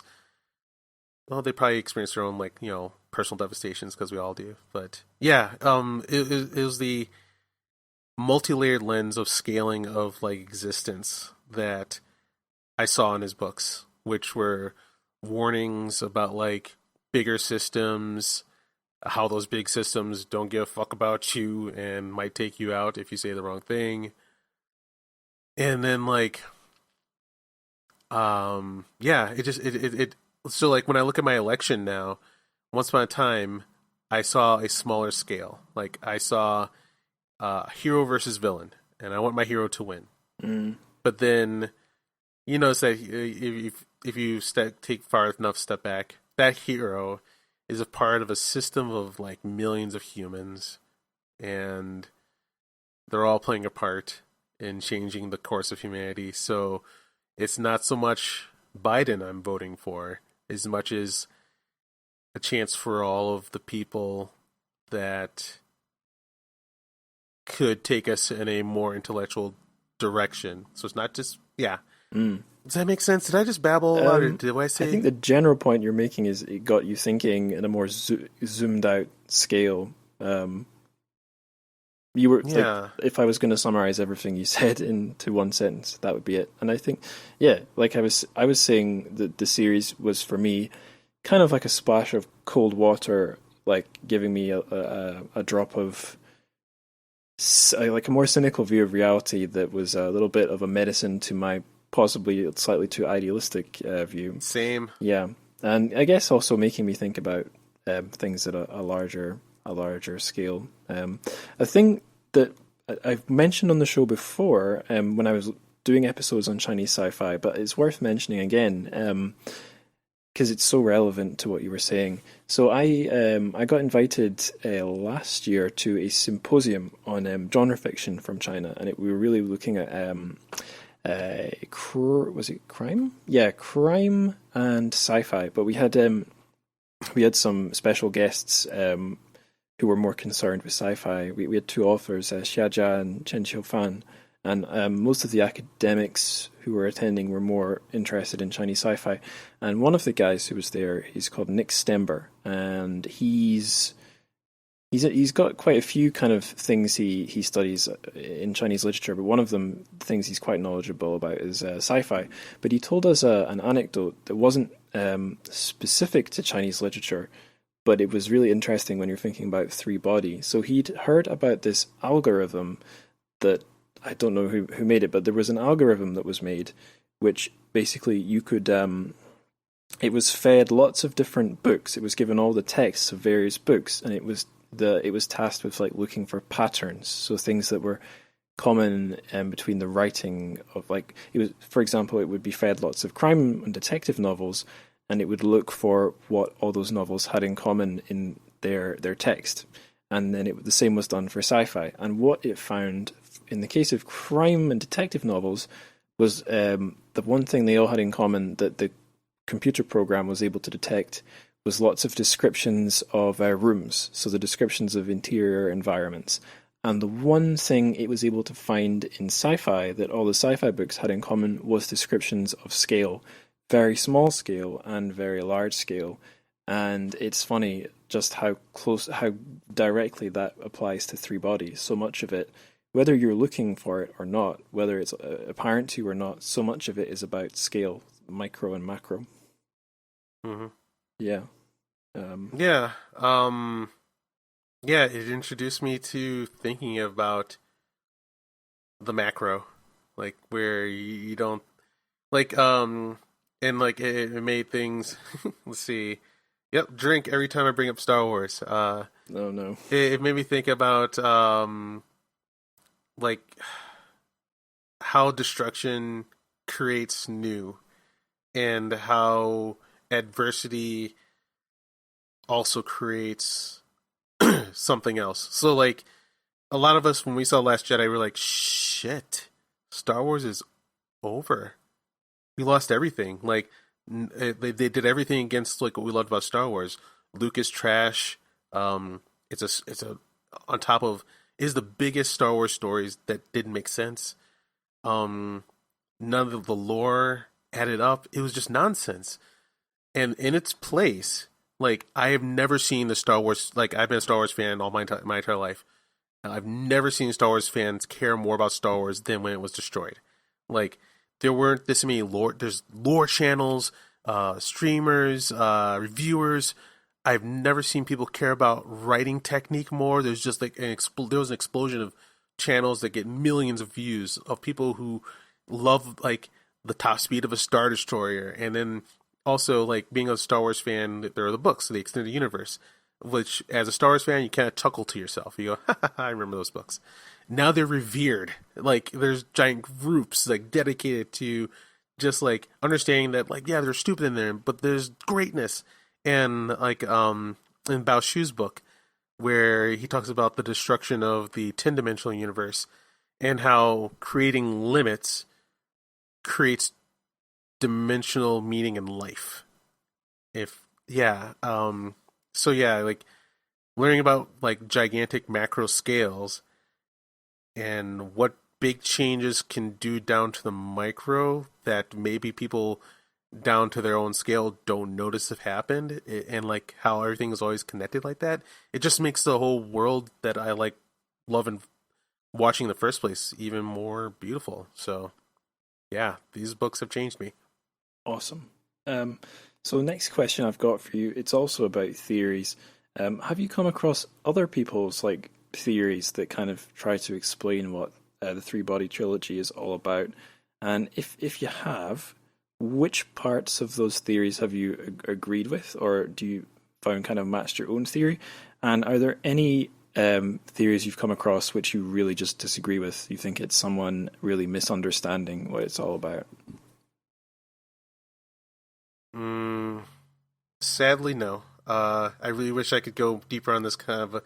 My problem that I've been running into, which you're helping me with, is like no one talks about it on the level that I'm thinking about it. Like when most people engage with it, they engage with it on like how Westerners normally do, like the first dimensional level, like the flat level of like it is an awesome science fiction book. Holy crap, that was amazing! Like destroy the solar system and like the distance and the troubles that causes. Most people, like when I go across like YouTubers who do reviews on it, that's where they stop.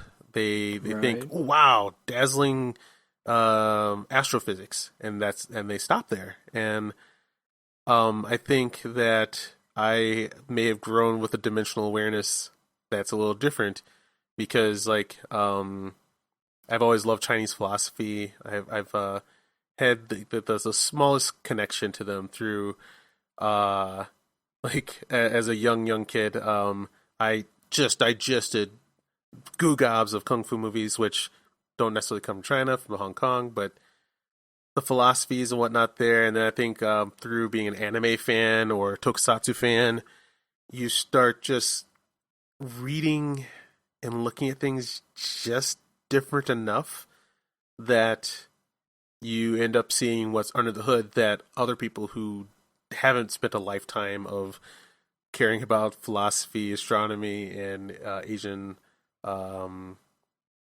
culture, they don't. I'm not smarter. I'm definitely not smarter than those people. But it's the dimensional awareness that I was talking about, like where through my path of life, I have life dimensional fractures that allow me to see things that other people might not, versus like how they have it. Like, well, the way I describe it, and the other way around, is like the dimensional awareness of music. Because like when I start talking about this, it can make it sound like I'm like I am so smart and so much better than other people.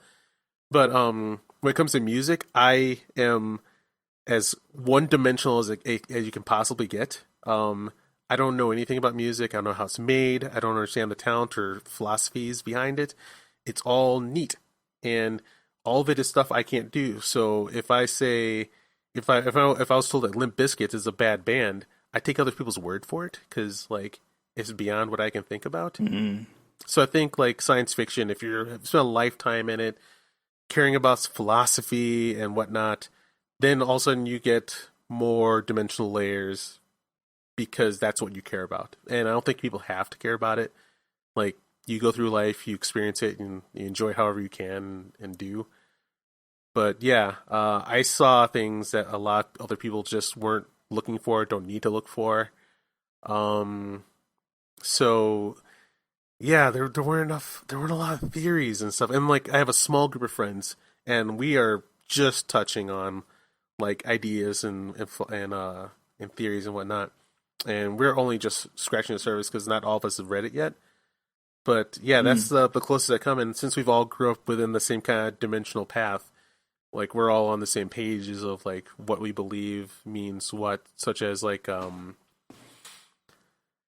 uh, shoot, there's like a disagreement on the potential meaning of, I think, like in the fairy tales Mm. where there's like Prince of Deepwater, I think. Anyway, I shoot. Now I'm gonna get lost. But it was a disagreement on like, uh, does the speed of light mean the distance of like human thought, or does it mean something else? So yeah, there's not enough conversation or not enough people who have experienced what I've experienced in life, so that we can all start theorizing on stuff. What Yeah. about you? How about you? Have you experienced some theories that you disagree with or you thought were awesome? Yeah, it's a good question. Thanks for reversing the question on me. Yeah. Yeah, I think so. The place we met was that Facebook group, but I think Adam McMurtry, I think, set that group up. If I remember Yes, he right. did. Yeah, and he's a former guest on the show. Actually, the other Liu Cixin episode we did, that was the one he was on.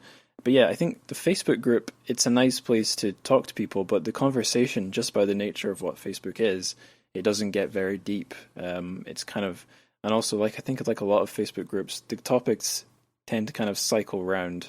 You get the same thing popping up again and again. But yeah, I'm trying to think like things I've read online about three body. There is a little bit of a limitation on what you can get. There's some really great articles about the three body problem available in English, but they're mostly looking at the kind of geopolitical context of like rising China, declining West, and the significance of the trilogy in that context, which is really interesting.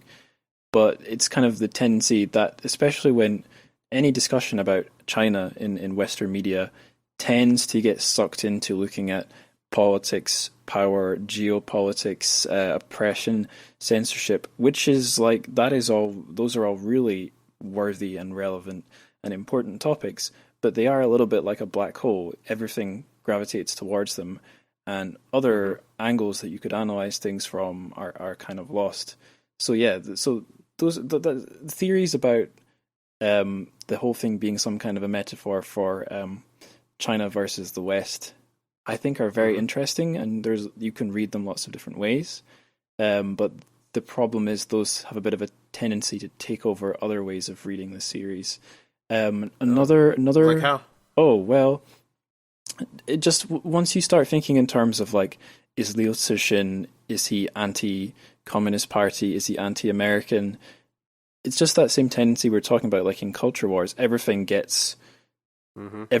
it consumes everything else, and everyone is forced into camp A or camp B, and it's unfortunately this is where if you're trying to talk to Chinese readers about the book, some of them will want to talk to you about politics, but others are so used to hearing the stereotypical Westerner saying the same stereotypical mean things, quote unquote, about their country, it can Mm-hmm. poison your conversation from the start. So Mm-hmm. I'm I always could see that. yeah, so I'm always careful on the podcast if I want to talk about that stuff. You So have to there's an interesting path of thought on that where yeah. like I was able to see like the idea of like it being a warning to the West, East versus West. But like there's a thing about it that made me think that it's like a prism that if you turn it some, you can still see other ways of seeing it, such as like it's it may be too simple and to think of it as east versus west versus individuals versus giant systems. Mm, It's like because like in the metaphor and from what I've seen, like how groups kind of talk about themselves, it sounds like the fans of three-body problem are the ETO. But if you're part of the ETO, then you're trying to work toward the system destroying us. So could the ETO be maybe a metaphor for wanting better, and you're just trying to bring that to your own world, and the danger and devastation is the macro of how country systems work against their civilians sometimes. Yeah. So yeah, there's a lot of dimensional ways of looking at it and worth looking at it. That actually leads me to the other interesting discussions on ways of thinking about the series that I've seen. So I was saying before how I was wondering as I was reading it how much it's informed by Chinese history, either ancient or recent. And if you think about the ETO, they're a radical sort of organization. They have very negative beliefs about the state of humanity. And you can kind of see similar organizations, in other parts of the three-body problem, other movements, other movements in the series who have kind of a strong or radical belief, which tends to be objectively wrong. They tend to be doing something. They have very strong beliefs, but they're completely contrary to what humanity should be doing. You can see groups like that in other stories by Liu Cixin. For example, in The Wandering Earth, there are groups of people who think that Earth shouldn't be trying to escape from the dying sun, that it's all a hoax. They're a lot like climate change deniers. And you can see other groups like that in Chinese history, like the Cultural Revolution. That was kind of, what would you call it, like Maoist radicalism to the furthest extreme it could possibly be pushed. And it was incredibly destructive for China. You can read a great deal about just how much was lost during that period because of lots of things caused it, but what it was it was an attempt to go as far left as you possibly can, destroy the past, get rid of anything that contradicts the ruling doctrine or whatever. And I think a really big reason why China, although still being ruled by the Communist Party, kind of shifted towards a capitalist model or a less ideological communist model was after the Cultural Revolution. It was just so obvious that that period had been so destructive. It left like a very sour taste on people's tongues, so to speak. It kind of poisoned the idea of radical visions of making the world a better place, I think, for a lot of people. And Liu Cixin was a boy when that was going on. So a thing that I find interesting is trying to guess like how has domestic Chinese politics and history informed his stories. And you can only really theorize because you can only guess what's going on in his head. But yeah, I enjoy reading those theories based on not international politics, but domestic Chinese politics and history. But again, it's still politics. It still reduces a sci-fi story to a boring, sort of human struggle story. So I would try not to let that view of the story completely encompass everything. But yeah, the other things I was going to say about discussion of the trilogy, there's a couple things that kind of stop us getting a full discussion. And one is that a lot of the really interesting stuff written about Chinese literature in English is academic. So you can only access it if you're with a university or a library and you have academic access. Or if the journals that publish the stuff make it open access and free. And even if it's still free, you still need to know where to look for it. So that's one problem, that a lot of the best discussion about Chinese lit is in the academic world, not in the popular sphere. And another problem is just the problem of languages. Not a lot of the most interesting stuff about Three Body will obviously have been written in Chinese and not translated. And that could be articles in websites and newspapers and whatnot, or it could be bloggers and book reviewers. There's a really good Chinese site called Douban, which has it's like Chinese IMDb, it's Chinese Goodreads, and you can find loads of amazing book reviews on Douban, but they're all in Chinese. So my Chinese level is not good enough to even read a book review. So if I want to know what Chinese readers think of a book, I'll go on Douban and use the auto-translate feature, which obviously is far from perfect. But yeah, I think a lot of the most interesting thoughts about Three Body are shut off from you if your Chinese reading level isn't good enough to read them. Yeah, I was thinking, I was kind of hoping that maybe, like with Japan, a fan community would start to arise where we just getting googobs of like their fiction fan subbed for us. A beautiful thing that I noticed when like how I noticed that the people in Geeks of China of Three Body Problem want us to know, like they want us to get into it, how they see it.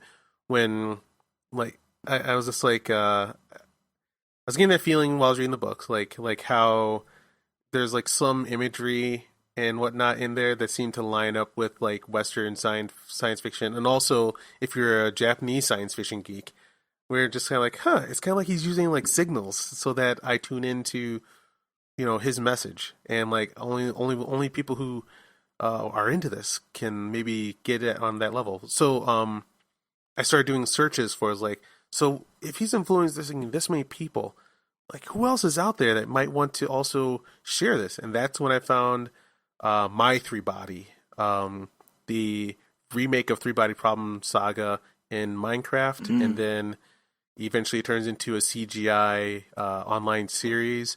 And any TV series, they have to try to live up to that. That has a hard act to follow. That stuff has probably made me cry. That has taken away my heart, and the thing that I found most beautiful about it, which just made me so thankful, is that it was subtitled in English. Right. And yeah, that they did that was like, oh, holy shit, they aren't just making it for themselves. They want all of us in on this, or all of us that can read English at least. But yeah, that blew me away that they cared enough to put English subtitles on it. And like, there's another connection of like, what kind of geek are you, nudge nudge, was in the My Three Body. I was reading, there's like, if you watch on the Chinese Bilibili site, you can see... Bilibili, though. I have very happy memories of using Bilibili when I was inside China. It's cool. I wasn't expecting you to hear those words, but that's awesome. Three Body Problem took me down the well, man. Yeah. Like, so I just started doing searches and stuff, and so I found the link, and then like I wanted more, and that led me to some link that I found. I was like, Billy, what's this? And I was like, oh my god, this is like another YouTube of just creation. And then like something that I haven't seen on YouTube, like you can click a thing so that you see fan commentary as it's going. Yeah. And like there's someone that Tokusatsu is basically what the West knows mostly as Power Rangers. But with like Japanese actors and stuff like that. And then there's like a sister show called Kamen Rider, where you have one hero who transforms into a guy who fights monsters. And like, they have their own associated sound effects. So one of the guys, a guy named Kamen Rider Fies, he dials on his phone where he goes, doo, doo, doo, standing by, and he goes, Henshin. And he transforms. In the My Three Body series, like there's just like a small part where like they're taking Logi into like an elevator, and like someone dials something and they use a sound effect from Kamen Rider. I'm just like, oh my god, we're both Kamen Rider fans too. I'm like, I feel like I'm here with like an alien family who like I didn't know exists, and like we're all connected. This is so beautiful. So like, yeah, I loved how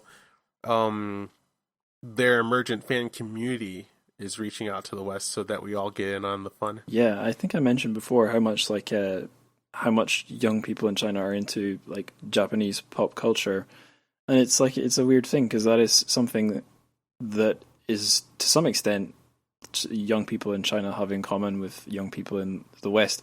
There's a really interesting difference though. Like my memories of being like a teenager was that the kids in my school who liked things like anime and manga were, to put it politely, the biggest nerds.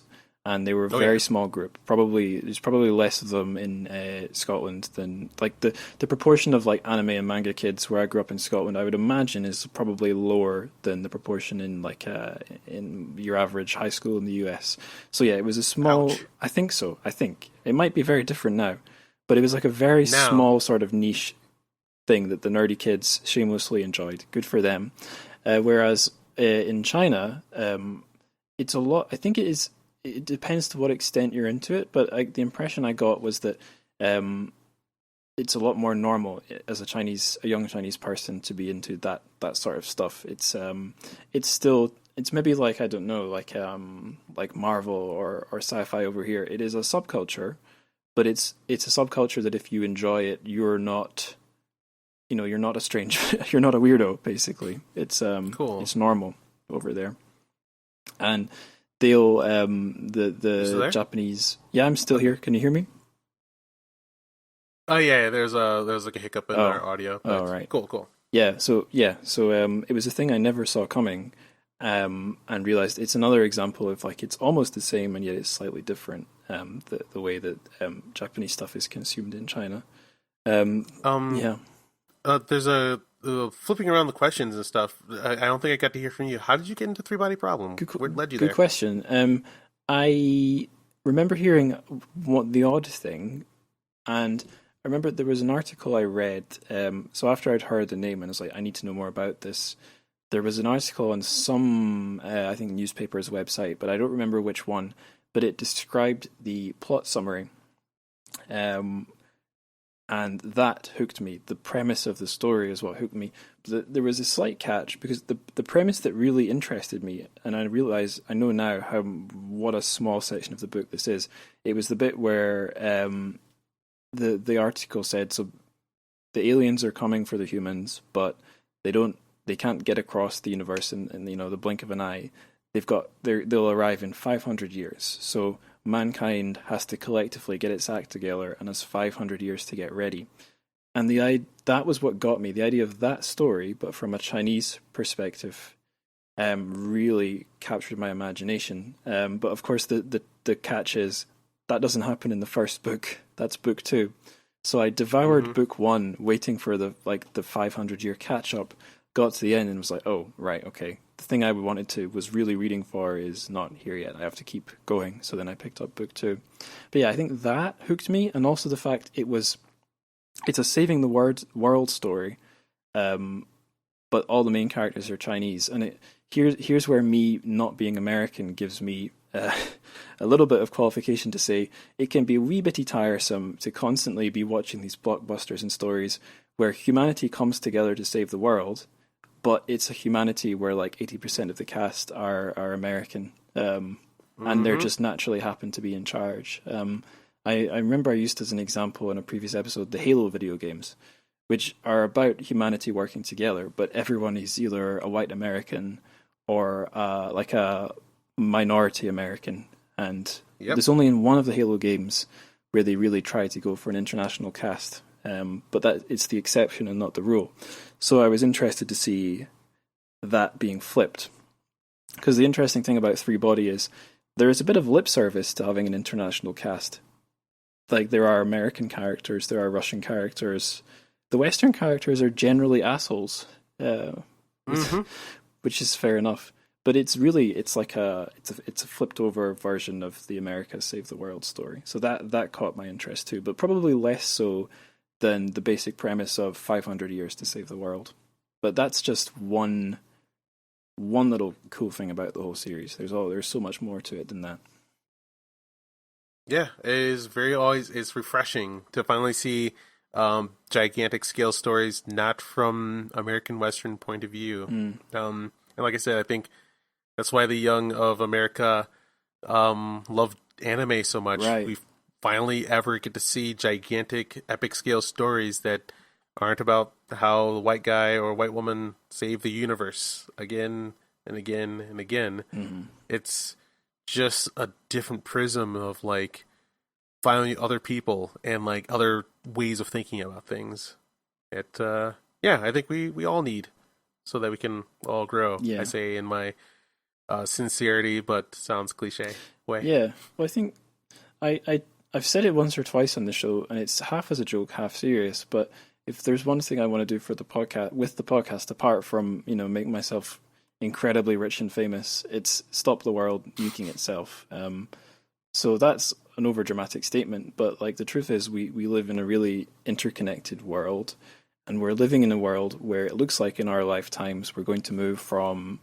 Like in my parents' lifetime, the world had 2 superpowers. In my lifetime, it's had 1, and in all likelihood, we're going to move into a future in the coming decades where the word in the geopolitics is multipolar. So we're going to have not one place or one country that's dominant, not even 2, but probably several. So we're going to be living, like we were talking about multi-party democracies, it's going to be more unstable. And we're going to probably be more and more interconnected. And if we can't get along, and if we can't understand each other, we'll be stuck in a dark forest situation, which is not a situation that really ends well for anyone. But, yeah. I think this is a fine idea, and I hope it works. And I almost feel like that's part of the reason for the book, even. Like, it hits so interestingly to so many different kinds of people, and so many different people, like people who don't read science fiction are reading it. I don't know, I do think that might be part of his point, to try to get people connected on something that's universal, like how we all should care about the cosmos, because the cosmos to me is like that astrophysics and science. It's like real life magic that happens every day, that we all should be in awe of, and kind of find connection through. So that's why I love this stuff. Absolutely. So we're getting on to the final sections of our wee chat here, and feel free to flip this one back on me. So my first question is, actually no, sorry, before I ask you a question, I'm going to do our word of the day. So in every episode I try and think of like a Chinese word with some kind of relevance to what we've been talking about. And I got one here. I had to look this one up, and I think it's the right synonym, the right variation of the right translation of the word. So the word I wanted to translate was warning, and after consulting with my dictionary and whatnot, the word I got in Chinese was jingao. So jingao, warning, that's our word of the day, because at least from one point of view, Three Body is a book full of warnings, be it warnings just from fiction or warnings about things in our own real world. But yeah, word of the day aside, here's a question for you, and I try and do these in every episode. If Death's End, so Death's End specifically, was a drink, what kind of drink do you think it would be? It could be a soft drink or alcoholic. Man.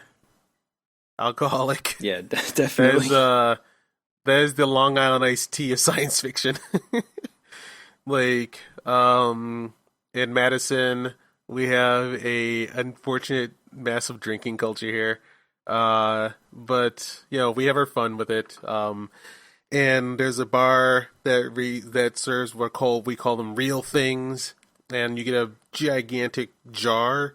And then, like, when they mix up those Long Island iced teas, they put all manner of, like, heavy-hitting shit in there, all in one, stir together, and, like, with that one jar, you're in for a good night with your friends. That's Death's End. Like, he pours in the heavy-hitting philosophy, crazy sci-fi, emotional heavy-hitting, and as a result of it, like, me and my friends are having the most fun talking about fiction since Star Wars or Lord of the Rings. Like, we haven't had this much fun with a book or fiction, since this book. So it's a Long Island iced tea. What about you? Perfect. How do you see it? I was going to say something similar. So stupidly, I didn't think of this in advance, but off the top of my head, also something large and dark. So I was thinking of like a porter. So it's a beer, but it's probably going to be not very fizzy. It's going to be very heavy, very dark, very bitter, and it's not something you can knock back quickly. I mean, I suppose that doesn't quite work, because you can power through Death's End pretty fast if it's gripping you. but you'll be digesting a lot of stuff, and you will need to lie down for a while afterwards. A lot, like if you drank a porter. I'll go back to my Long Island iced tea metaphor, where it's delicious. It can go down very fast, but the more you drink, the more harshly drunk you'll get. So you might want to pace yourself. Yeah, I think we did a good job there. Cool. Right. Okay. So a further reading question now. I think we could probably both recommend Redemption of Time, or AKA Three Body X by Bao Shu. Shall we talk briefly about that? Because I feel like it's in some ways it's a companion piece to the whole trilogy, but I think also it's kind of a companion piece to Death's End. I've done a bonus episode on Patreon on this book, not on the main feed, but I did learn a few things about it. So basically, Bao Shu was a huge three-body nerd. He was studying in Belgium when Death's End came out. It was obviously out in Chinese first. He wanted to read it ASAP, and just so he could, a bit like when the Harry Potter books were coming out, some people were trying to read them in one night. So he had no way to get it quickly, so a friend either photographed or scanned every single page, sent it to him. Yeah. Nerd! Uh-huh.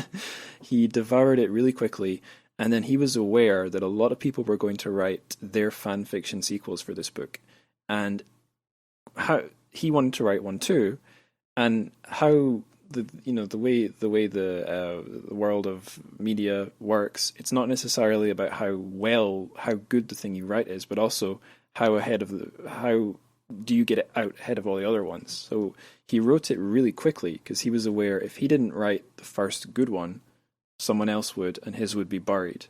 So his choice to be speedy proved correct. He's ended up writing what's been approved by Liu Cixin as like the official authorized sequel or fan sequel. So that's how the book came about. Can you describe to the listeners what it is about? Well, I guess we don't want to spoil too much. We should, or we could maybe. I guess we've been spoiling. Yeah. Go ahead. We spoiled so much so far. If someone's listening to this, this should be an end game podcast where you do this to digest, not to get spoiled. Because, don't ruin the fun for yourself.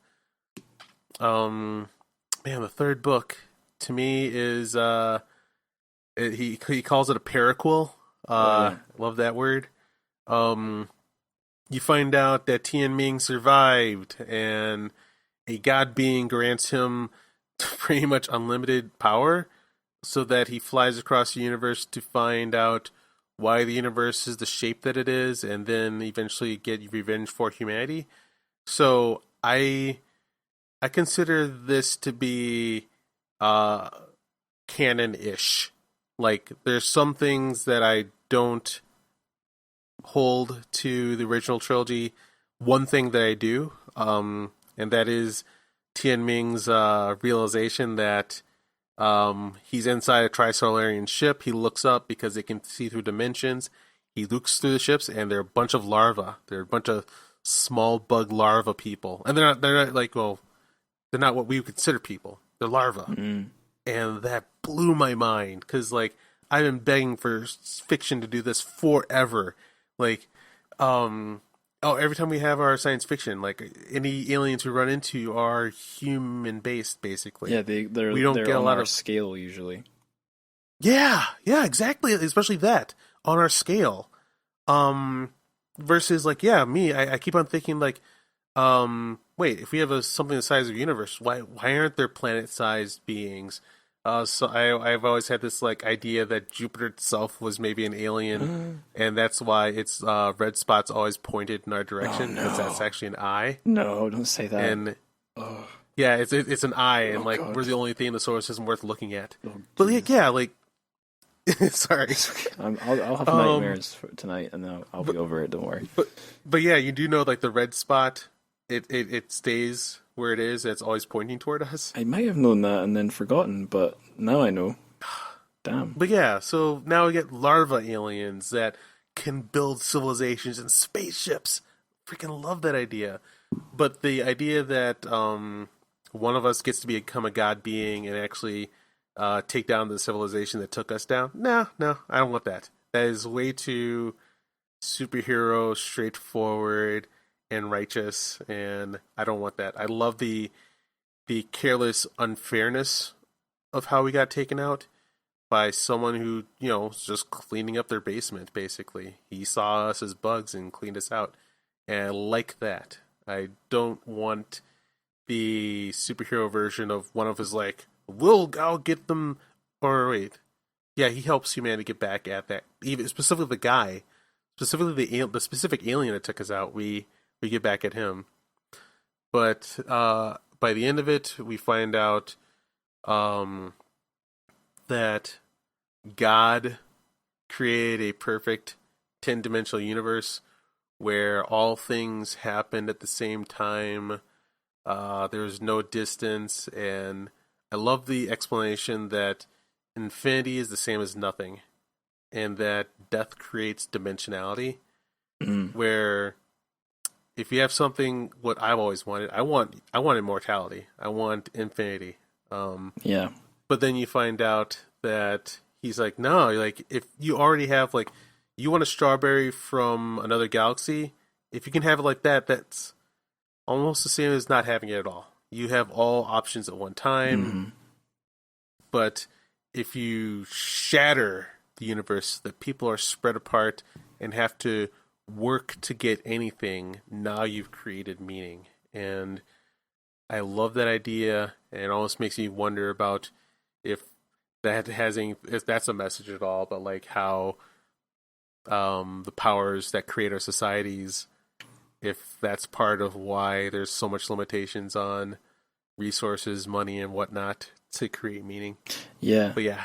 You might find this interesting. So I mentioned earlier, just earlier today, I was in that Zoom gathering of the London Chinese Sci-Fi group, and it was all about, Bao Shu was there, and we we're talking about one of his short stories. And the short story, you can read it in English on the Clark's World website. It's called Lighthouse Girl, and it's basically. Do you know about the jellyfish that can live forever? Have you heard about that before? I've heard of them. Yeah. So basically, the premise is, I won't spoil it, but using science fictional techniques, someone's life has been extended in theory forever using something from this jellyfish. So it's about a human lifespan and potential immortality.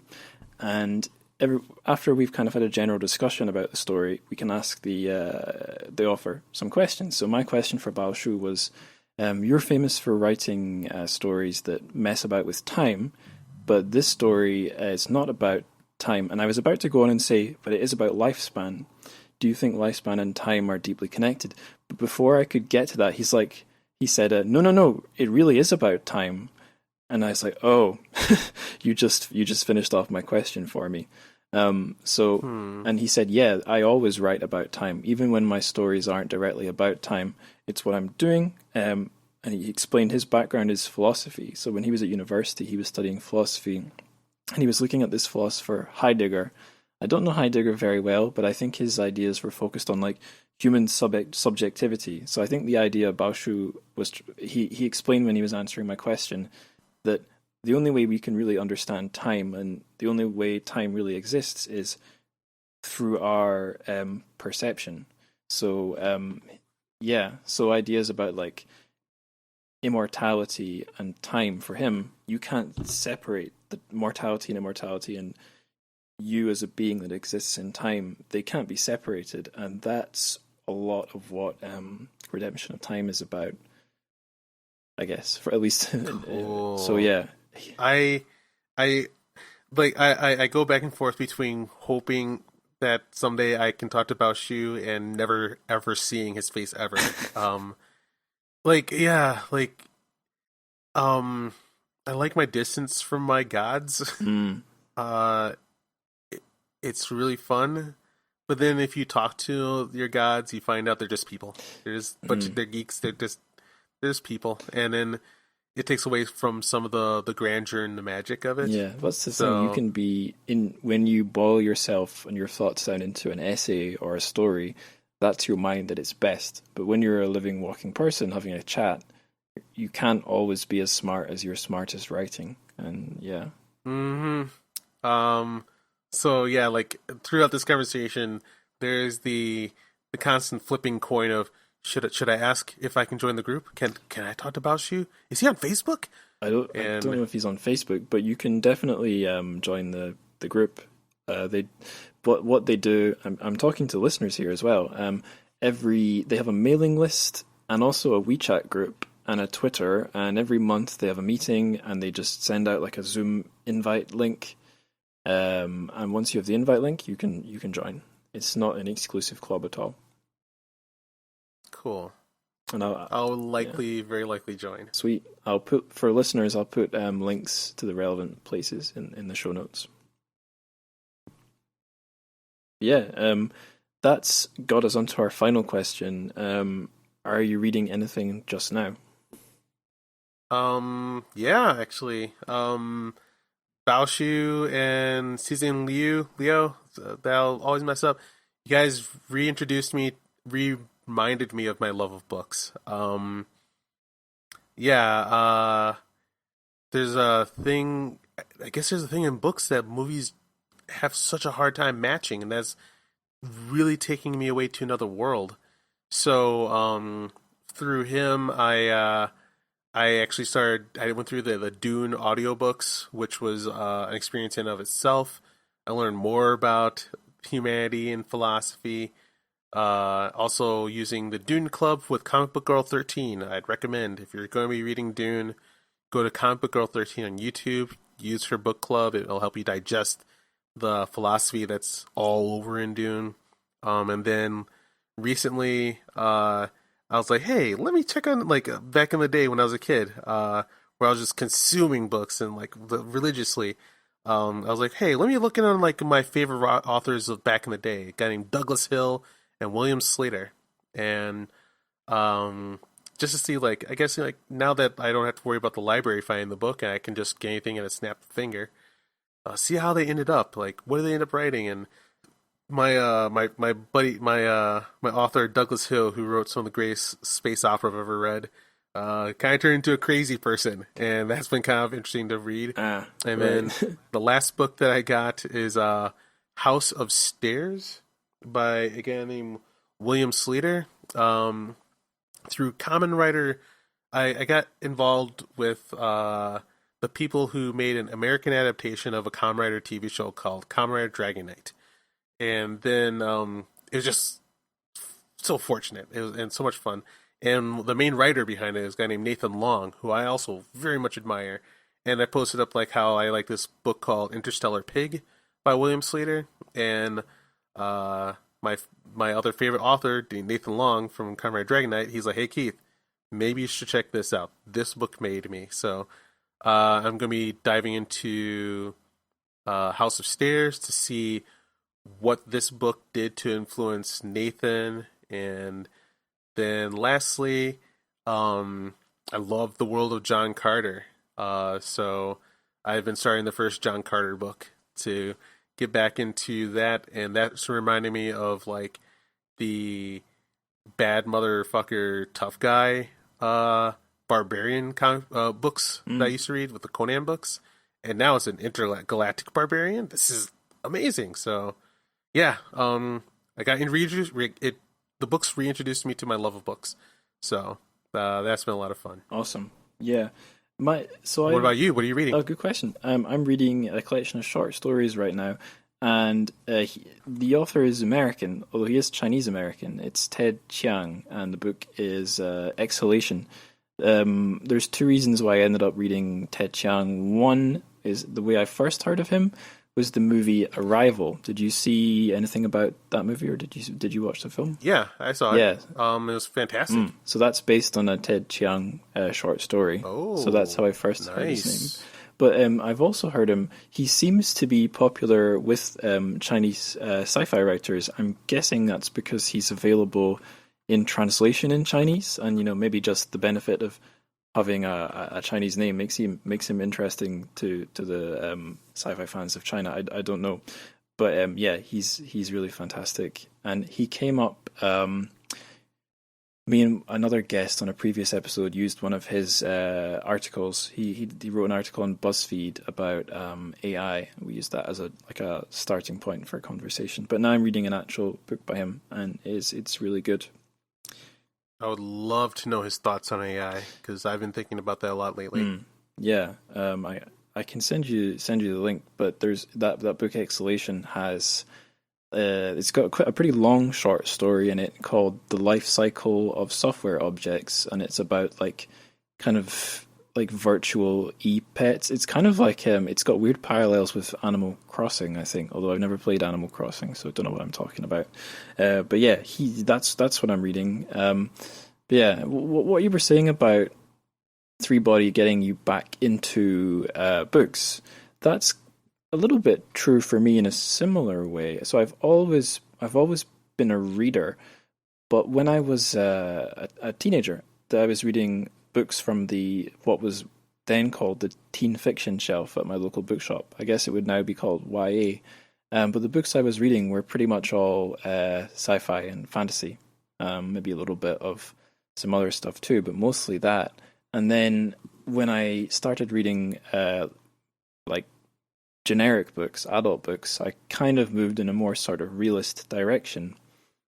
I didn't really read anything that was just genre fiction, and I've kind of gradually come back to it. Like in towards the end of university, I read all the Game of Thrones books, and then I read them again in China because I really wanted to revisit them. But yeah, I've now kind of become more and more interested in sci-fi thanks to Three Body. It kind of pinged me. So it's this Chinese genre inspired by a Western genre, and it's pinged me into reading more kind of English language sci-fi as well. So yeah, that's how it's affected me. Not completely different from the way it's affected you.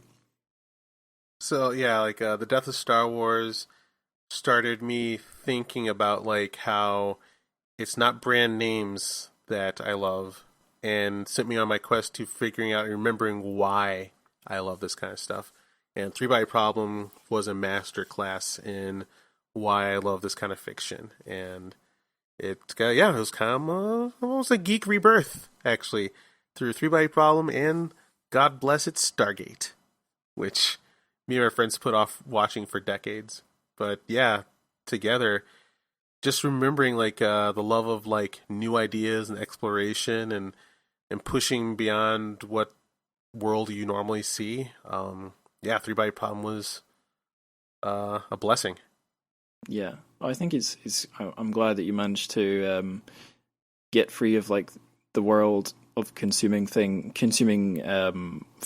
as brands. I feel like we're kind of pushed more and more to do that, and it might work for companies trying to make money and produce stuff efficiently, but I think it comes to a point where it doesn't work for us as consumers. It has to be a story. It taught me, the best thing that New Star Wars taught me was that it's not about the brand name. What you've been following, what you've been loving all this time has not been a brand name. It's creative people, and that's what you need to follow. Is a lesson I learned back in the day when I was reading comic books. I thought I was a Wolverine and X-Men fan until my favorite writers left, and then it just turned into garbage. And then I was oh, so then I'd read the new stuff that they wrote or find new writers, and then I'd be in love again, and found that nope, I am not in love with X-Men or Wolverine. I'm in love with stories. And that's really deep. Creative writers. Yeah, that's pretty deep. Yeah. All right. Thank you once again for having me on. This is take 2. I love being real about it. We're actually recording the ending of this a couple days later. I forget my format that exists in the podcast world. So we can go over where you can find us on the internet. So Angus, where can we find you on the internet? Okay, well, since this is the second time, this should be nice and concise. So the podcast is hosted on Podbean, and the URL is TrChFic.podbean.com. That is TrChFic, because that stands for the Translated Chinese Fiction Podcast. Just stick those words into Google. You also probably can't go too wrong. You can find all the different places that you can get the show. Social media-wise, there's 2 good places you can go. There's the podcast's official Instagram account, that is at TrChFic, so TrChFic, and I just use my own kind of Twitter for the show as well, and that's at Angus Likes Words, and it's a little bit more holistic there. I generally will tweet about China-related stuff, if not literature. But yeah, that's pretty much all the places you can get me and my show. Cool. All right. You can find his podcast and my podcast, this podcast, on the Couch Command podcast, where we're hosted at popgeeks.com. We'll be making sure that we have all of his links in our show notes. And yeah, thanks for joining us. You can find me at Keith Justice on Instagram, where I post about anime and other things of dorkness. So anyway, yeah, thanks again. I had a great time. I never get to be this pretentious, so it was fantastic.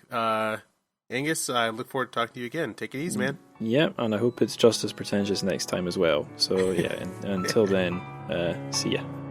Rock on.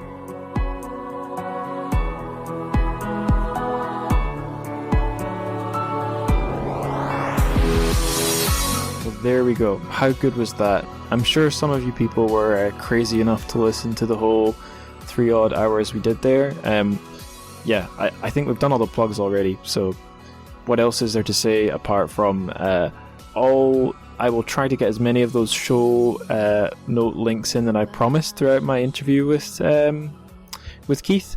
If I've missed anything, just chase me up on the social media. So there's the Discord, the Instagram, the Twitter. All the links will be in the show notes down below. The homepage, remember, is TrChFic, TrChFic.podbean.com. We're really looking forward to hearing back from people. I've been dancing around doing Three Body Problem for so long, and now we've finally done it with a fan of the books, which is exactly the right person you'd want, I think. So yeah, adios, 再见。